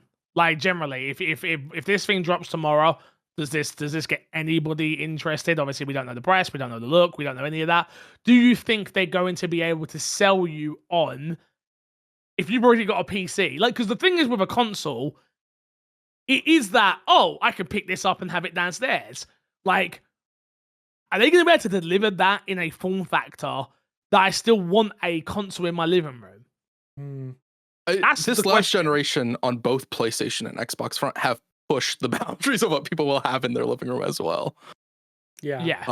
So I don't think you can go Ugly. much outside of that. Hmm. especially if when they say, you know, this is going to be a Windows gaming PC. If they start talking about the specs of the thing in relation to the specs of gaming PCs, right? It's got an RTX 70 whatever in it, which is Yeah. a component that you can just buy for your PC. I Mhm. think that does hurt it. There's some, you know, in the mystery of how a console will perform until it comes out and Digital Foundry get their hands on it, I think there's some benefit to them. There's some benefit in them saying it's 10 teraflops and nobody really knowing what that means or how it compares to your gaming PC and how much that costs. And like, they benefit from that. And they may lose that if they go, oh, it's a gaming PC, ROG made it, here are the specs. And here's the version over here that you could buy that doesn't have the Xbox branding in the storefront or whatever. That could really hurt them. It's also when you go into that sort of marketplace, there are people who are specific fans of specific types of things. Of like, I will only get a Intel processor, or I'll only get an NVIDIA Yes, graphics I card, will. or whatever it is. Shout out Intel. Yeah, so Expensive. there is that loyalty on that aspect when it's like, I'm just putting out an Xbox console and there's teraflops, and people will talk about like certain specs in it, but like people won't really scrutinize it because it is the console. When they're like, this is a PC, that conversation shifts and changes, and it doesn't exist that way anymore. It's also what compromises are it going to come with? Because it will come with it won't be a PC. It won't just be well, maybe it will be, but it's probably not just going to be a PC in the sense of the things that we're talking on right now, right? Yeah. It's going to have some compromises to it. And if that's not reflected in the price or in the ease of use, then what are we doing? They're not taking a loss on this. You know, like we always know consoles, Xbox and PlayStation, Nintendo, take a loss on the console to sell you the software. Mhm. I don't think Xbox are taking a loss on anymore. Nope. I think it will be a fad. Like, if we're making predictions now off of the very limited information that we have, and I am just spitballing, I think it comes in at £1,000 because they've got away with it with the ROG, which I'm not saying it's a bad thing, but if they've been able to sell out pre-orders and they've got the numbers based on, oh well, Asus was able to charge $999, then PlayStation they put go their under it. PS5 Pro at $799, I think it was. Mhm. Yeah. And there wasn't too much of a backlash on that. We can get up to $899, $999. Yeah, well, I don't think there's any way it's cheaper than the ROG Ally X. So the way I'm thinking, the way they've been talking yeah. about it, the way I'm thinking about it, I don't think they're looking to like. They say they're not competing with PlayStation anymore. They say it's going to be a premium product. I think they're going to try and sell this as a niche device rather than the next big console. I think it's going to be akin to like the Surface tablet of being like, here's another device we make. So successful. Yeah, I know. But that's one thing. I think that's the way they're going to market. Like, it's going to be a premium product. It's going to be expensive. So if you want to do it, you can do it. But honestly, all of your TVs will run Game Pass. So you can just use your smart TV instead. They're going to focus on selling the services rather than everything else. And that's another reason why they're going multi-platform, to be like, you can play it on the new Xbox, or you can just play it on PC or PlayStation or Switch at some point. Yeah, I think I'm trying not to be hyperbolic. Sorry, Crash. Go on. No, it's fine.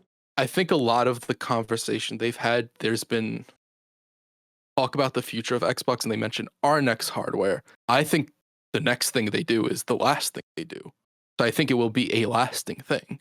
I think after that, it does go in the hands of all those other places where it's like, we can off-put that. We'll still do software. We'll still do da-da-da-da. If they run whatever it is and they're using the Xbox UI, we'll make it where we can get a cut of something in some sort of way and make money off of it. But if you look at, like, not to touch on it too much, but the 30% margin, when you take that into consideration, the easiest way to make sure you are trying to hit that as much as possible, you do not handle hardware. Yeah. Because that is always going to be either a loss, or you're not going to sell enough if you're not making a loss on it. Well, let's be honest. They've got the perfect model for it already. PCs. People make their own PCs. You buy a Windows license key. Windows get that cut. They get their money. Yeah. So yeah, every PC I mean, that's sold, yeah. So like you you're say, not wrong about that. If you got third parties to make the next Xbox, per se, as it were, they can make their hardware. They can sell their hardware. The one you just buy the operating system key. You're saying the user buys the operating key? That's what you're saying, right? Yeah, they just buy whatever the save the the user ROG. buys it. No, Yeah, that's what he's. The manufacturer buys it. Okay. Oh, okay. So say, yeah, no, that's fine. I thought you were saying like the user's not going to interact with that at all. So it's the same way. So like if Asus built their own like Xbox desktop PC or desktop console, whatever it is, they would pay the fee to have the OS on there. And it just yeah. So in essence, yes, the consumer would pay that because it just be bundled into the price. Of course. Yeah.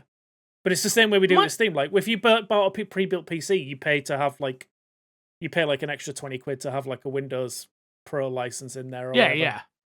So it'd be the same thing. My issue is, we are four nerdy people on the podcast that talk about Xbox every week for the last God knows how long.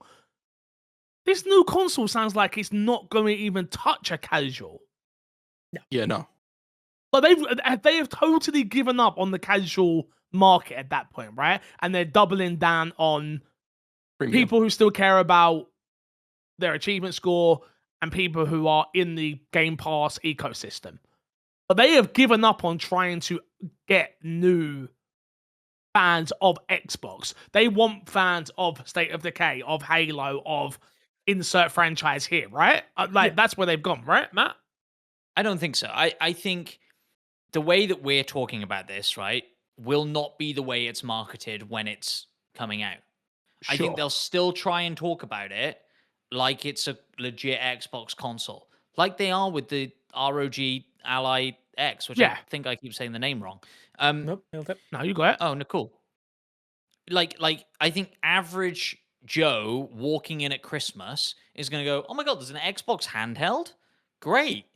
I'll buy that. Because I have the money to do that, apparently, if you have the money to do that.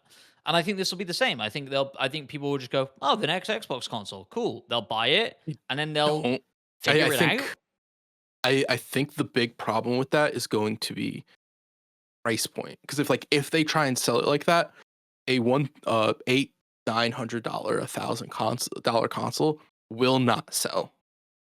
But I will also point out, you are talking about people will just walk in and pick up one. Where in the UK are people picking up a console from anymore? Everything's online. Currys, Smiths, Amazon. But when I say walk in, they get targeted out on Instagram probably. So what I would say, Crash, is this, whatever they're talking about here, yes, I agree, it sounds like it'll be very large in its price tag. But they've made so much money from the Series S and adoption of the Series S from this generation. I have to believe that there is some sort of cheap entry point version of this thing that they're trying to achieve. the problem is the cheap entry point version is going to be too expensive. If the expensive version is $900 to $1,000 or whatever, and this is all hypothetical, we don't know what the price point is, right? It could end up being like $600. Not probably not. But if the expensive version is $600, the cheaper version is like $500, $400. Maybe I'll give it to you that you can do that. But if the cheap version is like the $600 version, that is ludicrous. People aren't going to jump into that. But for the cheaper version, because you have to remember, like when you're marketing something and you're talking about it, it's like we have this expensive version and then we have the cheaper version. Like there's the dichotomy of like the cheaper version is 600 and that's the worst version. I'm not going to get it at all. We'll see whatever PlayStation does. I think a lot of what happens with this console also rides with whatever PlayStation decides to do with their own next console as well. Sure, I think both will be extortionate, right? In quotes, because I think like what we have had this generation, which we've had no other generation, is the price of the console hasn't come down. In fact, it's gone up. It's unheard of. That it's been 8 years since this console launched, and it's now more expensive than it was when it launched, which is ludicrous. And so I think like that is your benchmark. You know, it's well. You know, what is a Series X right now? It's 450, 550. Oh, I don't know. God. I don't know exact numbers. That sounds right. And so yeah, so 499 in the UK. Oh, 499, 500. Yeah. So yeah, I think the next one, the cheap version of the next thing, could be 500. I don't think there is a cheap version. I do. Well, maybe not. I think somebody somewhere at Xbox, and maybe they're not being listened to, but is going, hang on, guys, the Series S propped this generation up. It made so much money. It was an entry point for so many people. We have sold so many Game Pass subscriptions because of it. We need some sort of entry level device. But like you say, maybe they're going, well, people could buy a Steam Deck for that, or people could buy whatever for that PC. Yeah, I've been super in your camp, Matt. I've been like, they're gonna do the cheaper version. They're gonna do the cheaper version. I just don't see it with it being a premium product of them doing a cheaper version that is not inexpensive. That's not still expensive. It's still going to be expensive, but like they'll try and sell like. I mean, if it was just a one and done, like let me just line. If it was just a one and done, if they just went, here's a Series S, here's a Series X, we're not doing any more tiered systems. I'd probably be with you, but they've just done the exact same thing with the handhelds. They've just done the LA and the they LAX. haven't. ASUS have. And Asus has always done that, right? Their other handhelds do the same yes, thing. they already have the that's exact same thing out there already. But the cheaper version of the Asus handheld, what's the price? That's still an expensive handheld, no? Yes. Oh yeah, it's still so like that's my point. Like you're not gonna recreate, and maybe they do what you're saying. They're not gonna recreate. He said dude to everybody and he's coughing. And then he coughed. They're not gonna recreate. How much? They're not. $499 in the UK. Okay. Same price as Series X. So what I'm saying stands. That the cheaper version of the new thing is the same price as the Series X. Product. It's an Asus product. It's not the same thing. Fine. But my point is, the cheaper version of the next generation of Xbox, I think, will be the same price as the Series X. As the expensive version. As the expensive version of this one. No. So I agree, it's not cheap enough. But that is what they will do. I think it could be 500, it could be 600. It will still be the budget version of the Xbox thing. All right. It won't, like, I get what you're saying. It just won't be budget. It won't be why the Series S worked. Yeah. I'm sorry. I'm just really caught up on. I know you know. Yeah. Like in their minds, it's budget, but yeah, depends on your budget, Crash. Yeah. If you're rich, it's a budget version. If you're rich, you're gonna buy a PC that's got all the parts that you don't need. Got 3 graphics cards in it. No, well, but maybe. When I looked at those, Crash, you get somebody to build it for you. Yeah. They're like £10,000 on overclockers. I remember looking at them, being like, "Damn, this has got 3 3080s in it. I need that. I could run everything." No, you don't. No, you bloody well done. Despawn, let's do that. Hi. Guess that game, please. Oh, would you like to know what Guess That Game is, I guess? So Guess That Game is our weekly game show within the show where one of us will pick a game. This week it's me. And the other people on the team will try and guess that game with yes or no questions. You will have 90 seconds to do so. I have a game. I don't know if this game has been used before, so forgive me if it has. We need to make a I'm gonna be list. fuming. I'm gonna be fuming if it has. Let me bring up a timer. Currently, do you want to let us know what the scores are? Yeah, sure. So we have Crash on 25 points, Nice. Matt on 3 points, Nice. you on 22 points, myself on 22 points, and the one, the only Ryan McCaffrey guest host on 1 point. Still time to catch. Crash. Oh, we've still got time attached to Crash. Yeah. No, Ryan McCaffrey does. I think technically he still has 25 more weeks. I'm sure we're good. Okay. I'm sure we're good. Okay. He so comes you in need and to takes turn up 4th every place week. off me. I'm going to be tamping. I might just start emailing him the questions and then see if he can get in 1 minute 30. Yeah. All right. So we're going to start with. I'm going to say we're going to start with Crash. Crash, Fix, Okay. Matt. In Let's that do it. order. All right. Ready? Let me bring up the thing. There we go. And go. Is it an exclusive? No. Is it Crash? Is it You- me? Yes. Oh it's you. fuck. Is it a sports game? No. It's the third person game. No. First person game? Yes. Is it an action game? No. I won't. Not listed it a as an action shooter? game. Yes. Okay, it's a shooter, first person shooter. Is it set in the past? No. Does Xbox now own the studio? No. Good question. Have I played it? I think so. Oh no. Questions, Matt. Come on, think. Do you fly? Do you use vehicles in the game? No, I don't think so. Is it an EA game? No. Is it a single player focus game? Yes. Do you create a 10 seconds. character in the game? No. Is it a Ubisoft game? No. Is it a space game? There's space in it. Yeah. Yeah, space game. I'd say so. Does it have multiple entries in its franchise? No. I think we're going to the is it- same place. Ah, Is it a God. Square game? No. Jesus Christ. Pass. Was it critically poorly received when it launched? I will say yes. Mixed. Mixed. Yeah. Time up, by the way, but I'll let you all ask one question. Also, with the space one, Here's my next question. I Are would there say- aliens? no. Yes. There are I'm aliens. good then. Okay. But I wouldn't say that the game is set in space. Did we get the That's gen? No. You didn't, yeah. So Matt and Crash have a question each if you want them. Should we try and get the Gen Crash? My question is, what is the game? Yeah, It brilliant. is going to be told at the end of this game show. Did it launch on the Xbox One generation of consoles? Yes. Fuck. Xbox One generation of consoles. It's first person. That's It's not awful. exclusive. There's space. There's aliens. Wow. I have no clue. Oh, I've got a clarification for you. Timed exclusive. I will say that.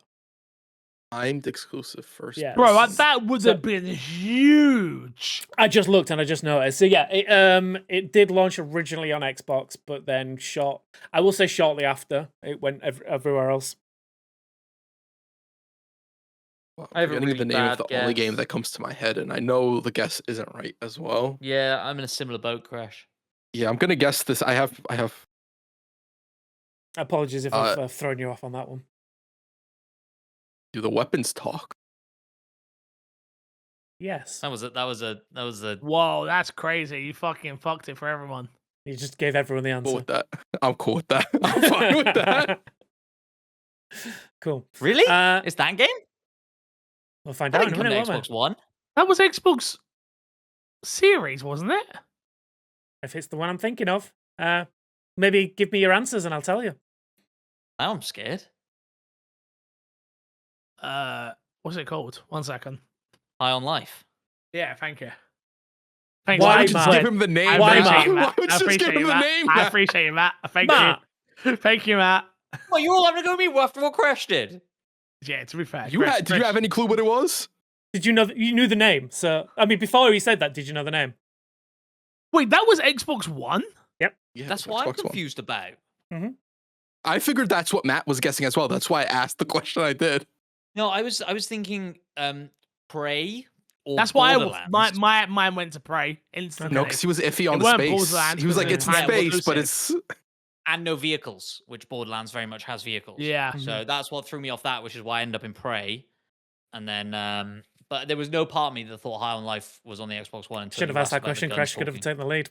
Yeah, I shouldn't have. I thought Matt was I got on a it as point. well. I'm like, I don't care if Fix gets it. Like, I'm cool Matt, with that. I have no issue. I got some great information for you. Crash 26 points, Matt on 4 points, myself on 23 points, Despawn on 22. Do we have any trivia? Needed that, Dub. It's the basic ass. I can't think of a trivia question, so Sure. I'm going to ask it. Specifically on Xbox, what Metacritic score did it get? Ooh. 83. And I'm gonna just to clarify, I'm gonna say within. You can change this if you want. Within 5 points of it. 84. Okay. 80. 82. 5 quite generous. Okay.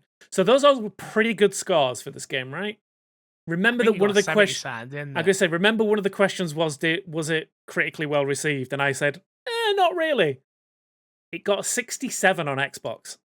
Wait, Really? what? Uh-huh. Give me some of the highlights. Scroll down, see some bad reviews, and give me some of the people. Well, what I'm people are not. saying. Let's have a look because I'm not on there at the moment. But I could Oh, tell okay. you. Wait, I could- really? Yep. That's crazy. Metacritic as Yeah. Metacritic as it has That fits my crazy, 'cause opinion. My 67. opinion on that game 69 on was correct. PC. Yeah, you're right. 67. Mm-hmm. Why? But wait, stop. It didn't even come out on Xbox One. See Despawn. I will argue. I'm going off of the It came- Wikipedia. No, The no. Wiki page says it- Despawn is correct because what we did was it's going to be on the Wikipedia page. You remember that, That Fix? game You remember didn't that even conversation? come out on Xbox One. I'm sure. Wait, am I wrong? I'm I pretty didn't sure It hasn't even did. got a review on Xbox One. I'm Hasn't pretty got a sure it review. came out. So then, how can it come out if it didn't get a review? Now, Is Despawn, it you have. playable on Xbox One through the cloud? It I is. am- No. I am- No. Yeah. It was released on Xbox One alongside Series X and S and Yeah, PC. but he made it seem like it was. It was No, an we didn't Xbox- ask. We didn't specify. didn't ask, was was it it only Xbox One? Let's not like try and Yeah. dance around that, Fix. Okay. Despawn is right fine. on this one. Anyway, here's got your point. yeah, I got for it. Here's what do you want, Matt? You want one from the fans or you want one from the critics? No, I want one from a reputable critic that is in the 60s. In the 60s, yeah. Well, Okay, low. give me- Low. If there's one lower, I'll take it. I mean, I've There got is, the. there's wait. Yeah, I've got Edge. What about Edge Magazine? Yeah, Edge is Is that nice what you one. saw? Yeah, I yeah. know those guys. Go on, Despawn, please. It can be hard to separate. Oh, so just to say, they give it a 50. It Uh-huh. can be hard to separate what is ironically bad and what is just, well, bad. NME gave it a 40. Technically Not ranked prolific and lovely to look at. High on Life comments the cardinal sin of making the shooter part of the game feel underwhelming. A forgettable experience flecked with mediocre jokes. The Guardian also gave it a 40. But that's all I'm saying. That's crazy. I really thought that game reviewed way better than that. Yeah, me too. I think people I loved mean- it. I think it's one of those where, like, if you're critically looking at Sorry. it, Just looking at Pure Xbox's review. Just the first line of this one. High on Life combines sloppy shooter action with Justin Roiland and all his pals being incredibly annoying. Yeah. So this I think came out at that apex of people going, "Oh, Rick and Morty isn't the funniest, smartest thing on TV anymore. It's dickheads who are going into McDonald's and trashing the place because they want some meme source that they released alongside the show." That's true. And Okay, Justin yeah. Roiland Sauce. getting cancelled Yep, that's true. because I then remember that. immediately the studio distanced themselves from Justin Roiland and he left. And so I do remember that. I think there was a lot of this humor is But not that cool was- anymore and fuck this game, maybe. the stuff with him happened after the game came out, after the reviews. Yeah, but it was only Shortly after, just yeah. Not long. afterwards. Yeah, it was it shortly wasn't long after, after. But No, you're but the right. reviews You're would have right. It already been definitely happened out. after. Yeah. No, you are right because he did all the press for it, didn't he? And he was still Yeah. around. So you are right in that sense, Crash. But yeah, I think it definitely came at that time where This- people were like done I- with Rick and Morty. What are does it have the user review score? Is that significantly Yeah, higher it's for the way game? higher. Way Yeah, higher. that's not super surprising. I'm not surprised that critics would look at that game and be like, it's not a super great game, but people who aren't trying to critique the game are like, I had a lot of fun. It's a really good game. Yeah. 10 points higher, just to be specific. 77 it got Yeah, I from, think that's fair. from user I- critics. Glowing. It'd be interesting to see how Half-Life 2 reviews because they're not shying away from any of that, right? Like it's very much. A Well, we don't sequel to know. that game. We've We only don't seen know, like do we? They've shown off quite a lot of it. Like it, not really. only- We saw it at Games. We saw yeah, like Yeah, a they released CG like Have we 40 minutes of seen- gameplay at Gamescom. I've seen not seen nothing. it. Yeah, I didn't know they we- released 40 yeah. minutes of gameplay. Yeah, they did. We Shows how excited we were. No, What? the problem is the way they did their Gamescom conference this year. It was like Yeah, it very was much bad. like a 3 hour. Well, it's not bad, but it's just different, right? 'Cause it's like the 3 hour, like, so we're sat at a table. It's Xbox on interviewing people. And it's like, I don't want to sit there for that long just to watch gameplay. Like, it's just not for Yeah, me. So For an Yeah. information, for grabbing information, it's not the greatest way, but yeah. no, exactly. All right, Pixar Sack. Remember, you can email in my Xbox and me podcast@gmail.com, or you can hit us up in the Discord like all of these people have. Top Lift 91 says, have any of you got a ROX Ally X yet?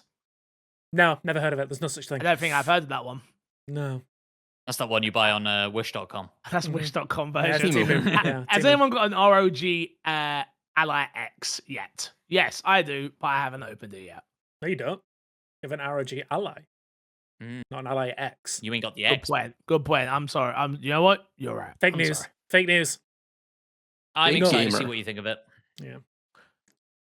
Me too. So What are you we going had to the play first? discussion. Probably escape from Duck Off. Valid.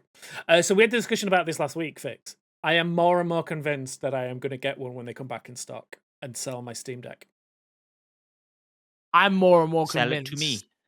that that's a smart idea. I'll tell What you one. does it- Look. What does it do that the Steam Deck doesn't that you want? This one? Oh, Uh, everything. play my Xbox games natively. Yup. Play all the other store games natively. Yup. I don't want to work. I don't want to learn how to use Linux. I'm not doing that. That's for nerds.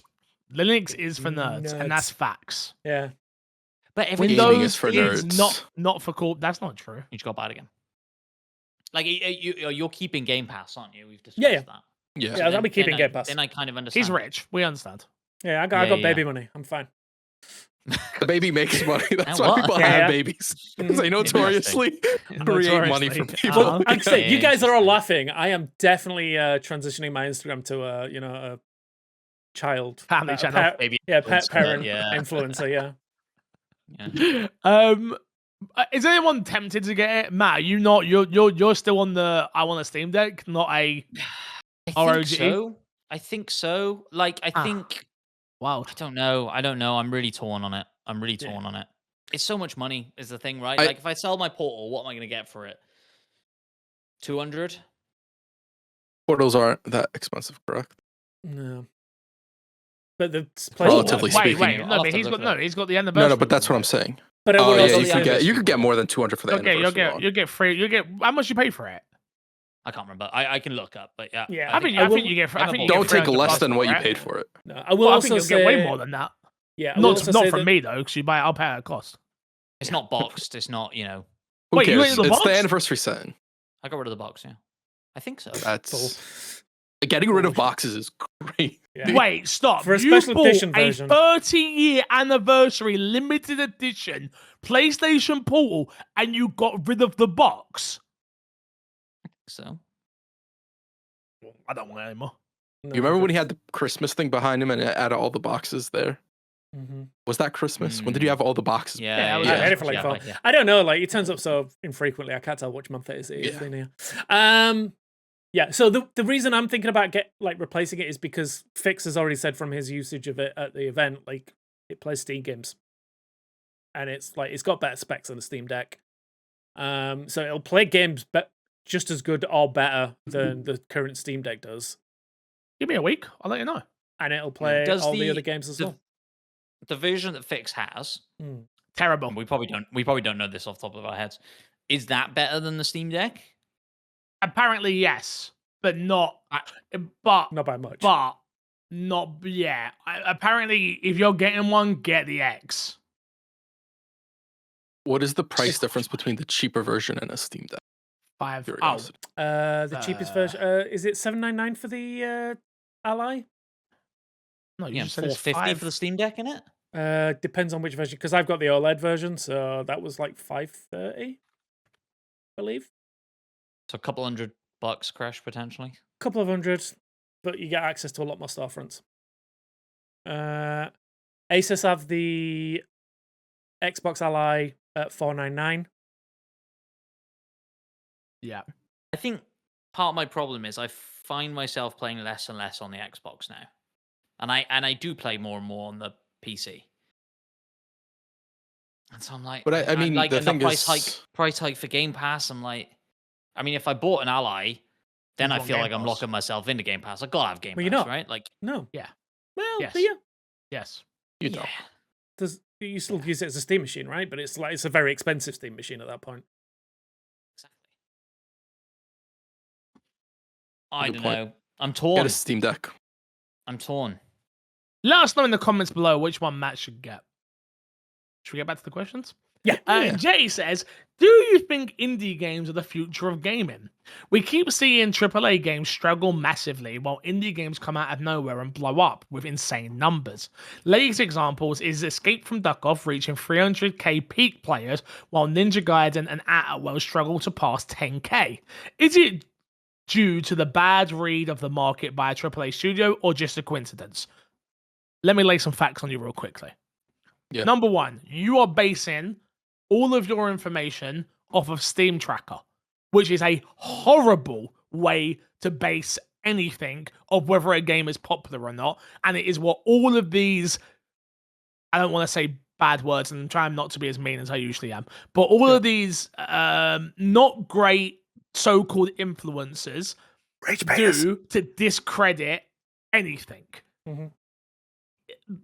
That is such a poor metric to base things on when Xbox, to give credit to them, Ninja Gaiden's on PlayStation, Xbox, and PC. With PC having 2, maybe 3 different storefronts you can buy it from. I'm not sure if you can get on Epic or not, but definitely 2, which would be Microsoft and Steam.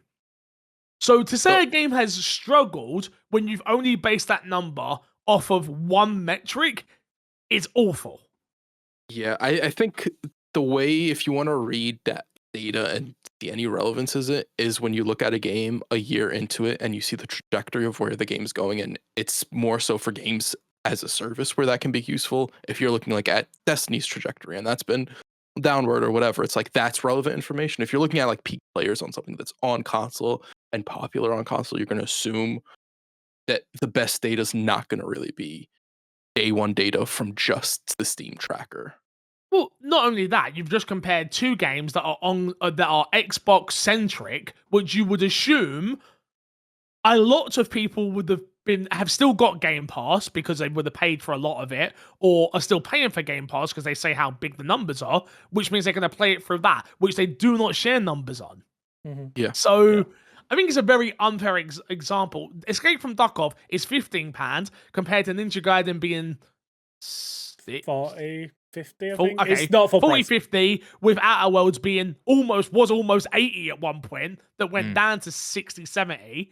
So I think the comparison is just super unfair, if I'm being totally honest. Like, that is an apples to, I don't know, a tree comparison. Like, I also Go go on, ahead. Apples are You can bigger go. trees. I agree that I think it's not a great statistic to look at to prove this point, but I think the point still stands. Like, of the AAA games that came out this year, what do you think were the most successful best? Battlefield 6. Mega franchise, Oblivion But remaster, Mega franchise remaster. AAA is where the more interesting stuff happens, and where the more You mean indie? sorry, yes, that's what I meant. Sorry, indie is where the more interesting stuff happens. Indie is where you get these like successes that actually, I think, move the industry in a more positive direction. Yeah. But that's not the question. But yeah, I don't think the positioning of indie games has changed since, like, if you want to go all the way back to one of the biggest, like, what we'd consider like probably AAA at this point with Minecraft, because it's owned by Microsoft and all that. Minecraft was an indie game that came out overnight and did amazing. This has always been the trend of people like playing good games. That is what happens. If it is an indie game and it's good, it's going to do great. If it is a AAA game and it is good, it is going to do great. That has always been the case, and that will always be the case with games. There are obviously outliers out there. That I'm sure there's plenty of great indie games that don't have a great market and that just don't get seen. Of course, Sure. of course. I just want to say that. Yeah. The slight difference between where we're at now versus Minecraft is now an indie game can be as impactful, or not impactful, but be as high vitality as a AAA game like Clair Obscur is. Or, you know, and this is a bit, but Baldur's Gate 3, right, is an independent game. And so, like, you know, that's not every indie game, but, like, the fidelity now is so much more attainable for these indie studios that I do think that the vast majority of the quality is going up.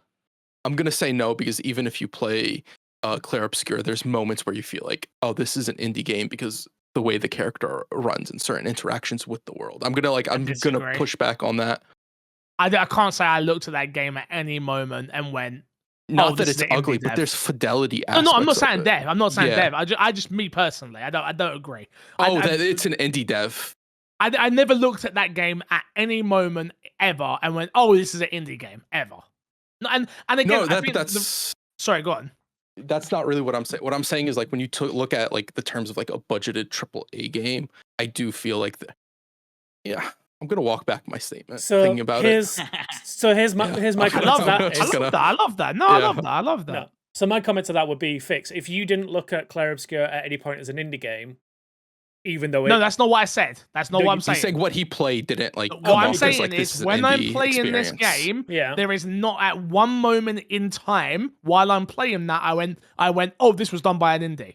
Yeah, that's what I'm saying. I'm not saying it's not an indie game. I'm saying this is what I'm saying. Okay, go on. So let me land, and I'll tell you. Like, so what I'm saying is, you're saying that it at no point felt like an indie game while you were playing it. Sure. Even though it is on paper, it is an indie game. So would that not say yes?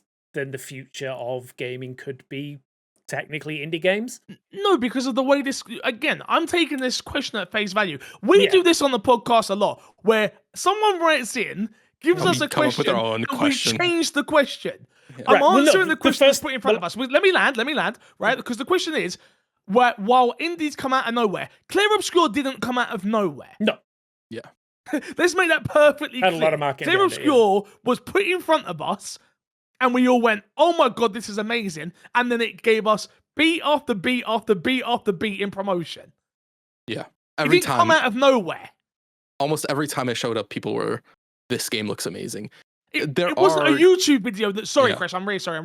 No, but it wasn't a YouTube video that blew up off its own record because it looked amazing. And then we all went, wow, this came out of nowhere. Then some big publisher picked it up and went, now enjoy this game. No, like, a publisher saw the game, put budget behind it. That's how we got the voice acting we got. Then we got it shoved in front of us at, I can't remember where it was at, but then it was at everything. It didn't come out of nowhere. There's not pretend.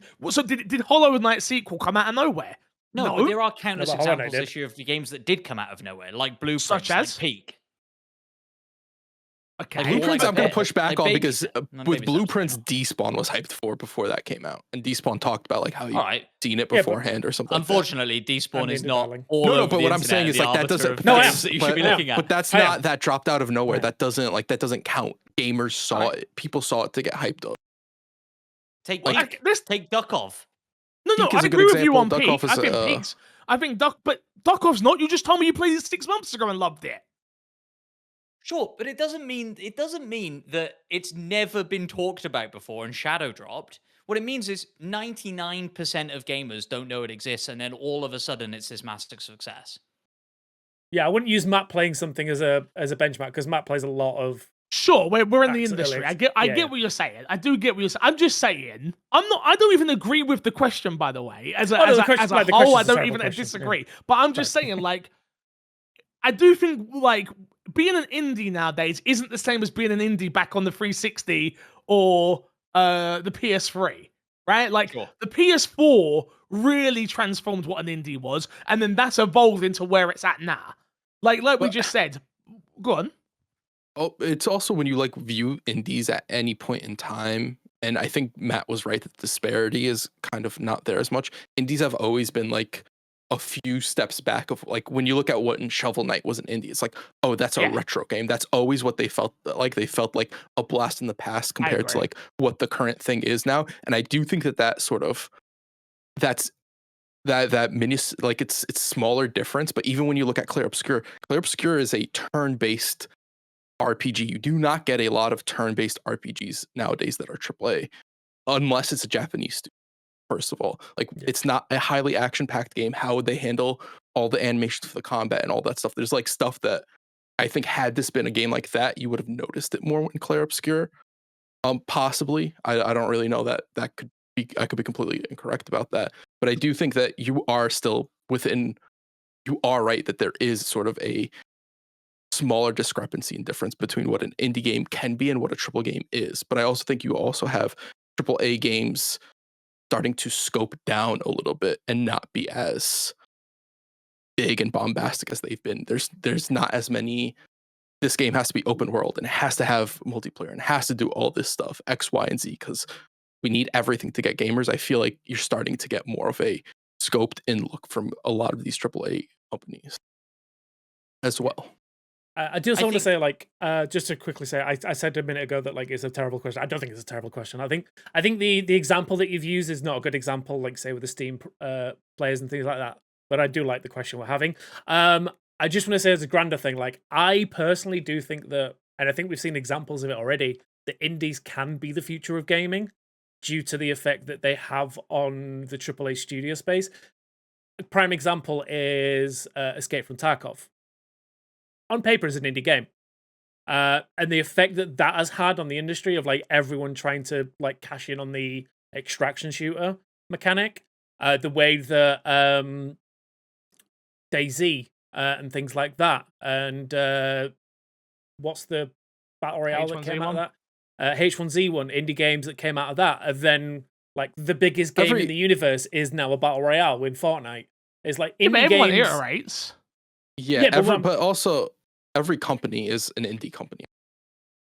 Like there's not very like bred like homemade AAA studios, and they often don't do super well because they're put in a position of like you have to come in, be a AAA game, and we're just What gonna do you force mean? you guys to be in sync. What? We What, just, what we just studio? had we just had a quadruple A studio go under. What are you talking I about? thought They you had a were- great I game. I How thought you were dare gonna actually you? give me a real example. I was gonna be How like, dare well, fuck, you, my point's bro. over. What did they come out? Yeah. What were they called? I can't remember anymore. Initiative. Initiative. The initiative. Initiative. Yeah. They were a great studio. How dare you, sir? So like the question, like the answer is like indies will be the future, and indies have always been the future. It'll be a transition of indies turning into AAA developers. Like the next game, what's the team behind Clair Obscur?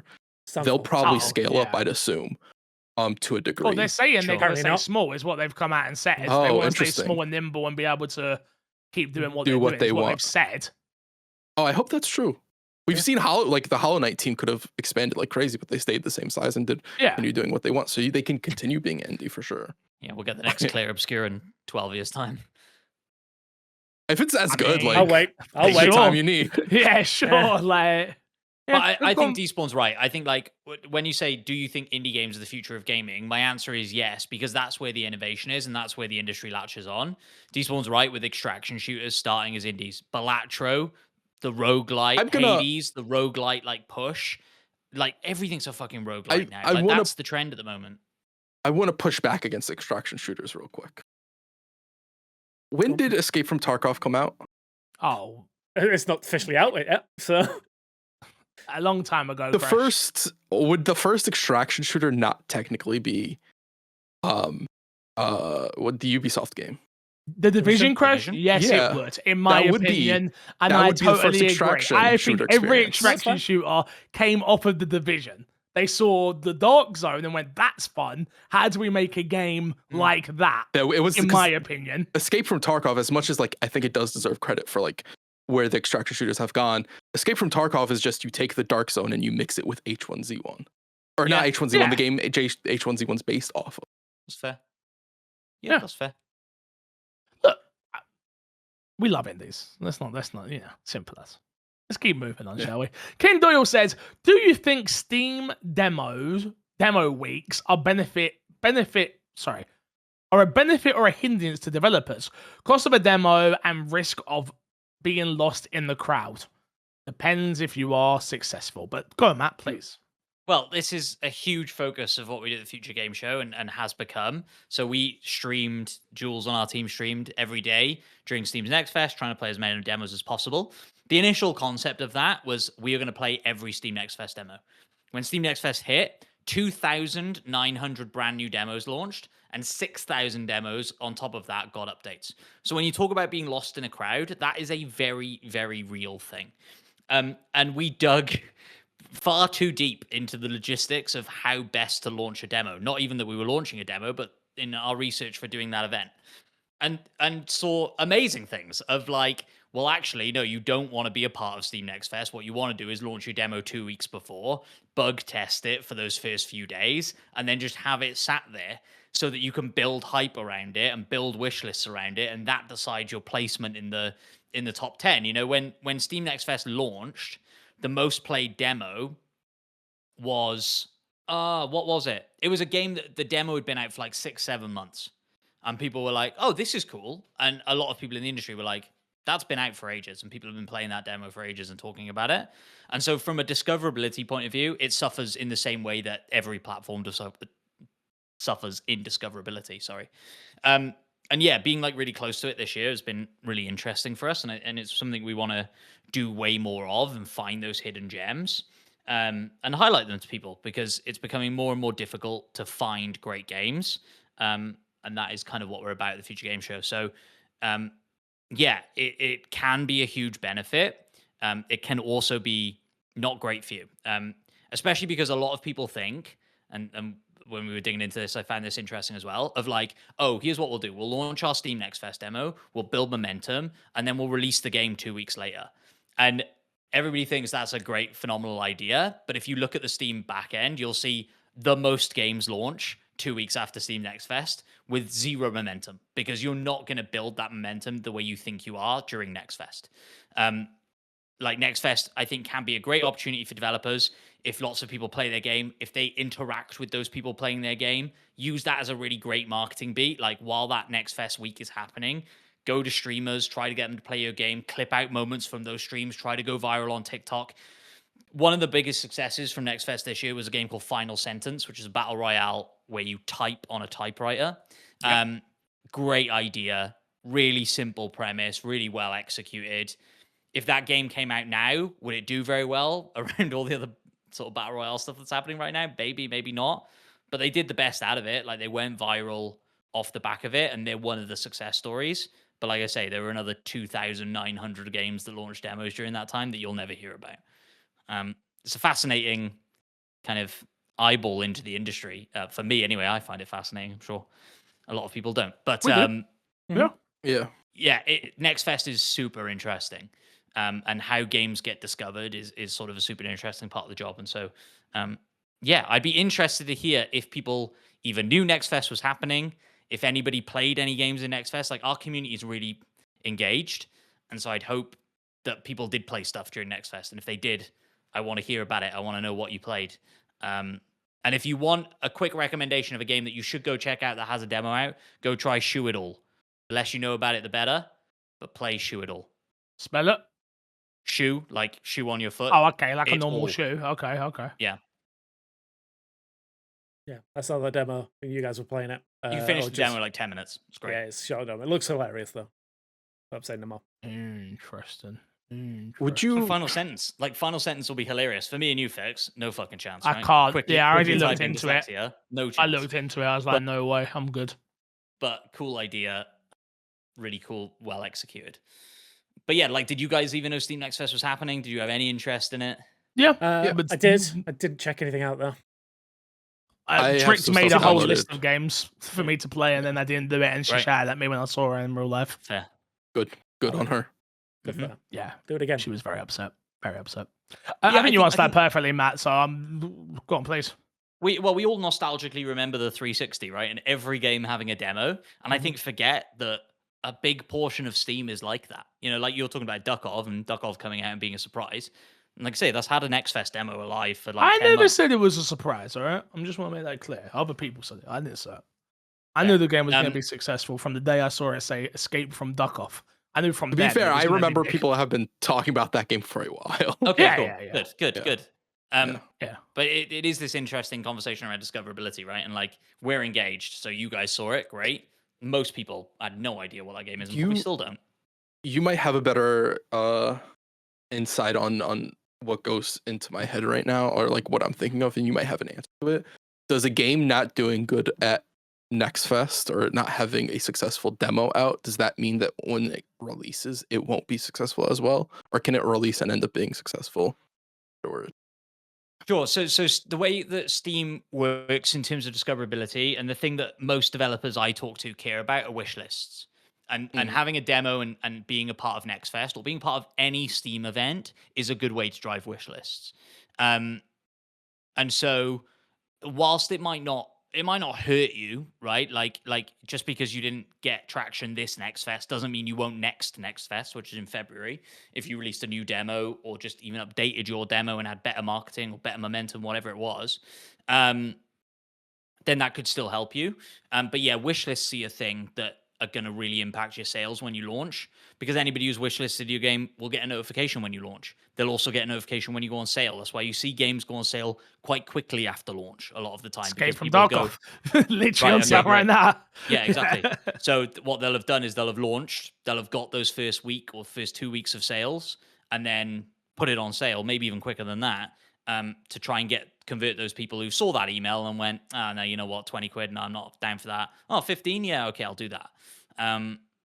So yeah, there's a lot of business practices like that. I think some people get hurt because they're like solo devs and they don't have the time to invest in that kind of research or understanding of a platform, right? And they're just hoping, well, I'll put out my thing and I think it's great, and so other people will find it and think it's great.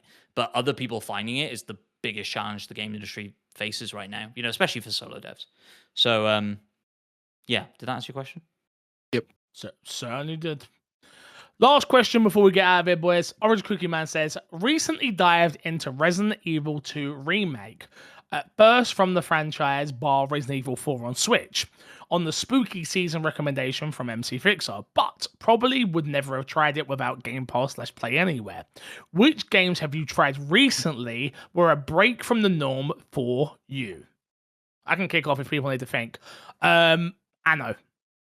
Obviously, I played the brand new Anno game. Again, #ad, #sponsored, all that rubbish. Not really, but I can say what I want. But I interviewed the dev over on the Ubisoft channel while playing the game, and I've honestly fallen in love with it. Now, if I'm being totally honest with you, is not what I would call an MC Fixer game at all. A world builder about Rome, and then I think on the surface, you look at those games and go, "That's not for me." And then as soon as you jump in and you're like, oh, there's a story mode. And you're like, this tells a compelling story that I'm actually very interested in about me being the governor and where that can take you. And then I think it always helps when you talk to devs, talking to the developers and hearing their passion for what they're making. I mean, it always makes me fall in love with whatever people are working on. You know, not that that's the only reason why I fell in love with it. I fell in love with it because it's a good game. It's a beautiful game. I can't believe how long that franchise has been a thing. Like, that game, they've been making that game since Windows 94. Like, that game's been going, like, that franchise. But yeah, I've super into it. They've obviously added co-op to this game, which is what I spoke about last week. And I think Haley even saw it and was like, oh, should we play it together? And then I was like, oh. And then I spoke to the devs and they were like, it's like 4-player co-op, right? And I'm like, wait, what? I'm like, hold up a minute. So yeah, you can play. You come up to 16 players where you all go to war against each other and you build up, and like there's so much in that world where I'm there like I wasn't excited for this at all. And like you were saying, Matt, a demo came out for it. Obviously, I played the demo myself, and then I did the early build that I got sent at the Ubisoft studio, and you're just there like, wow, what a city builder! Like it is amazing. So that's the one that comes to mind for me. Obviously not spooky, but yeah, that's the game that comes to mind for me that was out of my wheelhouse though. Anyone got anything? Got a kind of boring answer if you guys need more time to think. For me, it'd be Clear Obscure. Like I've never been interested in those kind of turn-based games. Never been a Final Fantasy guy. Never been, whatever. And was not interested in the kind of like you say heavy marketing campaign in the lead up. Then we got codes, and everybody's like, "This is gonna be a Game of the Year contender. You need to put some time in, and we need to do some coverage around it." And yeah, after that prologue that you start the game in, absolutely hooked because of that story and that world. So yeah, that's my answer for this year. I don't think I have one that I've played. I'd say Blueprints, maybe. Yeah, that would probably be what I would say. We've talked about Blueprints plenty. But I haven't gone back to that as well. Yeah. I think that'd be it for me. Yeah. I think one for me, which is an old game, but I jumped into it recently, was Warhammer 40k Rogue Trader. So I'd heard a lot of good things about it. So it's a top-down, like classic RPG kind of game. Not really a huge fan of those kind of like the isometric top-down RPGs. I don't play a lot of them. But yeah, I've been really enjoying it. It gives me that kind of like what was the Gears Tactics kind of vibes. Those kind of games, not ones I usually touch. But I've always been kind of like an outside fan of the Warhammer universes. Like I like the idea of the Warhammer 40k universe, and I heard lots of good things about this one, so I jumped into it, and yeah, had a lot of fun with it. Team that makes that is also the team that's making the sci-fi Mass Effect type game, correct? If I'm not mistaken. I forget the name of the game exactly. Is the studio that's making this? I don't think so. They've done like Pathfinder games and things like that. I might be wrong. Like I said, I'm not aware of this game that you're talking about. Yeah, they're making the Expanse. That's what I was thinking. Oh, okay. Yes, the Alcat are doing that. Yeah, you're right. Okay, cool, nice. I'll be checking that one out then. Fair enough, boys. Let's plug, and get the hell out of here. Matt, we'll start with you. Anything to plug this week? So by the time this goes live, you will be able to vote for the ultimate game of the year as part of the Golden Joystick Awards. The only, I believe, probably not, the biggest fan voted for awards. Totally fan voted for. Unlike other award shows that are 90% critics' choice. But yes, so if you want your game of the year to win Game of the Year, vote on gamesradar.com. If you go to gamesradar.com, it should be relatively easy to find, or search Golden Joysticks on any social platform and go through there. And vote for the ultimate Game of the Year. Fair enough. Despawn, what you got to plug? I'm going to plug our Game Awards. Our Game of the Year is coming up at the end of this year, beginning of next year. Kresh has been putting in a ton of work with the Discord to get you guys to vote in there. So I guess technically it's a twofer, both the awards and our Discord. Link in the description below. Nice. Kresh? I wonder what you're plugging. I plug it every week almost. Everybody knows what I'm about to plug. I would like you guys to find some nans, kick them down some stairs, and leave some podcast reviews. We haven't gotten another podcast review since the last one, which said USA is number one. And I wish I could fully agree with that statement right now. Yeah, but yeah, that's a bold one. Yeah. Yeah. USA's one when it comes to this podcast review stuff. True. All right. Yeah. But yes, leave us some podcast reviews. Tell us you can say anything you want. Just leave it 5 stars. Yeah, that's all we want. Also, I'm sure a lot of people will know this, but maybe some won't. The way it works, and the reason that Kresh is always looking at the US reviews and Fix is always looking at the UK ones, is they are locked to regions on Apple. So if you are in another country that is not the UK or US and you have left a review, go to the Discord and also leave the review there so we know. It'd be fascinating to know if we've got any Australian reviews or any wherever else reviews, I suppose. Name any country. Yeah, if you're in any other country that's not the UK or the US, and you can look down your Apple Podcast reviews and send us screenshots of the reviews, we would love to read them out. Absolutely Cool. love to. And That'd be Fixer will amazing. read them out in the native language of whichever country they're in perfectly. Mhm. That's a promise. Yeah, I right, can't speak Fix? English. I can't speak English, lads. What have I got to plug? I am currently testing a little something. I haven't spoken about it too much publicly, and I probably won't, but I can plug it here. I am live over on Kick. So if you want to go drop me a follow over on what I call the green platform, which is Kick. I am now in the KPP, and for those who don't know what that is, which is the Kick Partner Program, which means I get paid an hourly rate based on how many viewers I have on my channel for a live stream and how active the chat is. For those who don't know, it's a big deal, and the reason why it's a big deal, the platform itself has its issues, which I think I don't think they've gotten away from at the moment. I don't think it's technically the platform's fault itself, but some of the creators definitely haven't helped the situation. But what they what it does do is it allows for creators to not have to be reliant upon sub and ad revenue, which is obviously huge because I've never been one of those streamers that likes to be beggy. Anybody who knows me on the podcast, we promote Patreon at the start, and we do obviously the thing at the end on the end slate on the YouTube, but we're not here slapping it over your head 24/7, Patreon. It's not what we do. I've never been that way inclined. I have always believed that people that have the means to support will support the things they love if they want them to stick around. And I think all this does on Kick is allows me to keep doing what I'm doing without having to be money grabby and that whole, any gifters. If you ever watched a live stream before, I'm sure you've heard someone be like, any Oilers, all that stuff. It's just not what I like to do. So yeah, I'm over on the green platform. They don't have ads over there. It helps support. If you can go drop me a follow. At the moment, I'm just trying to get to 1,000 followers, which would be huge. Start with mini goals and go from there. And yeah, man, it would help a great deal. But until next time, we will love you, leave you, and see you all later. Keep being amazing to one another, and a good boy.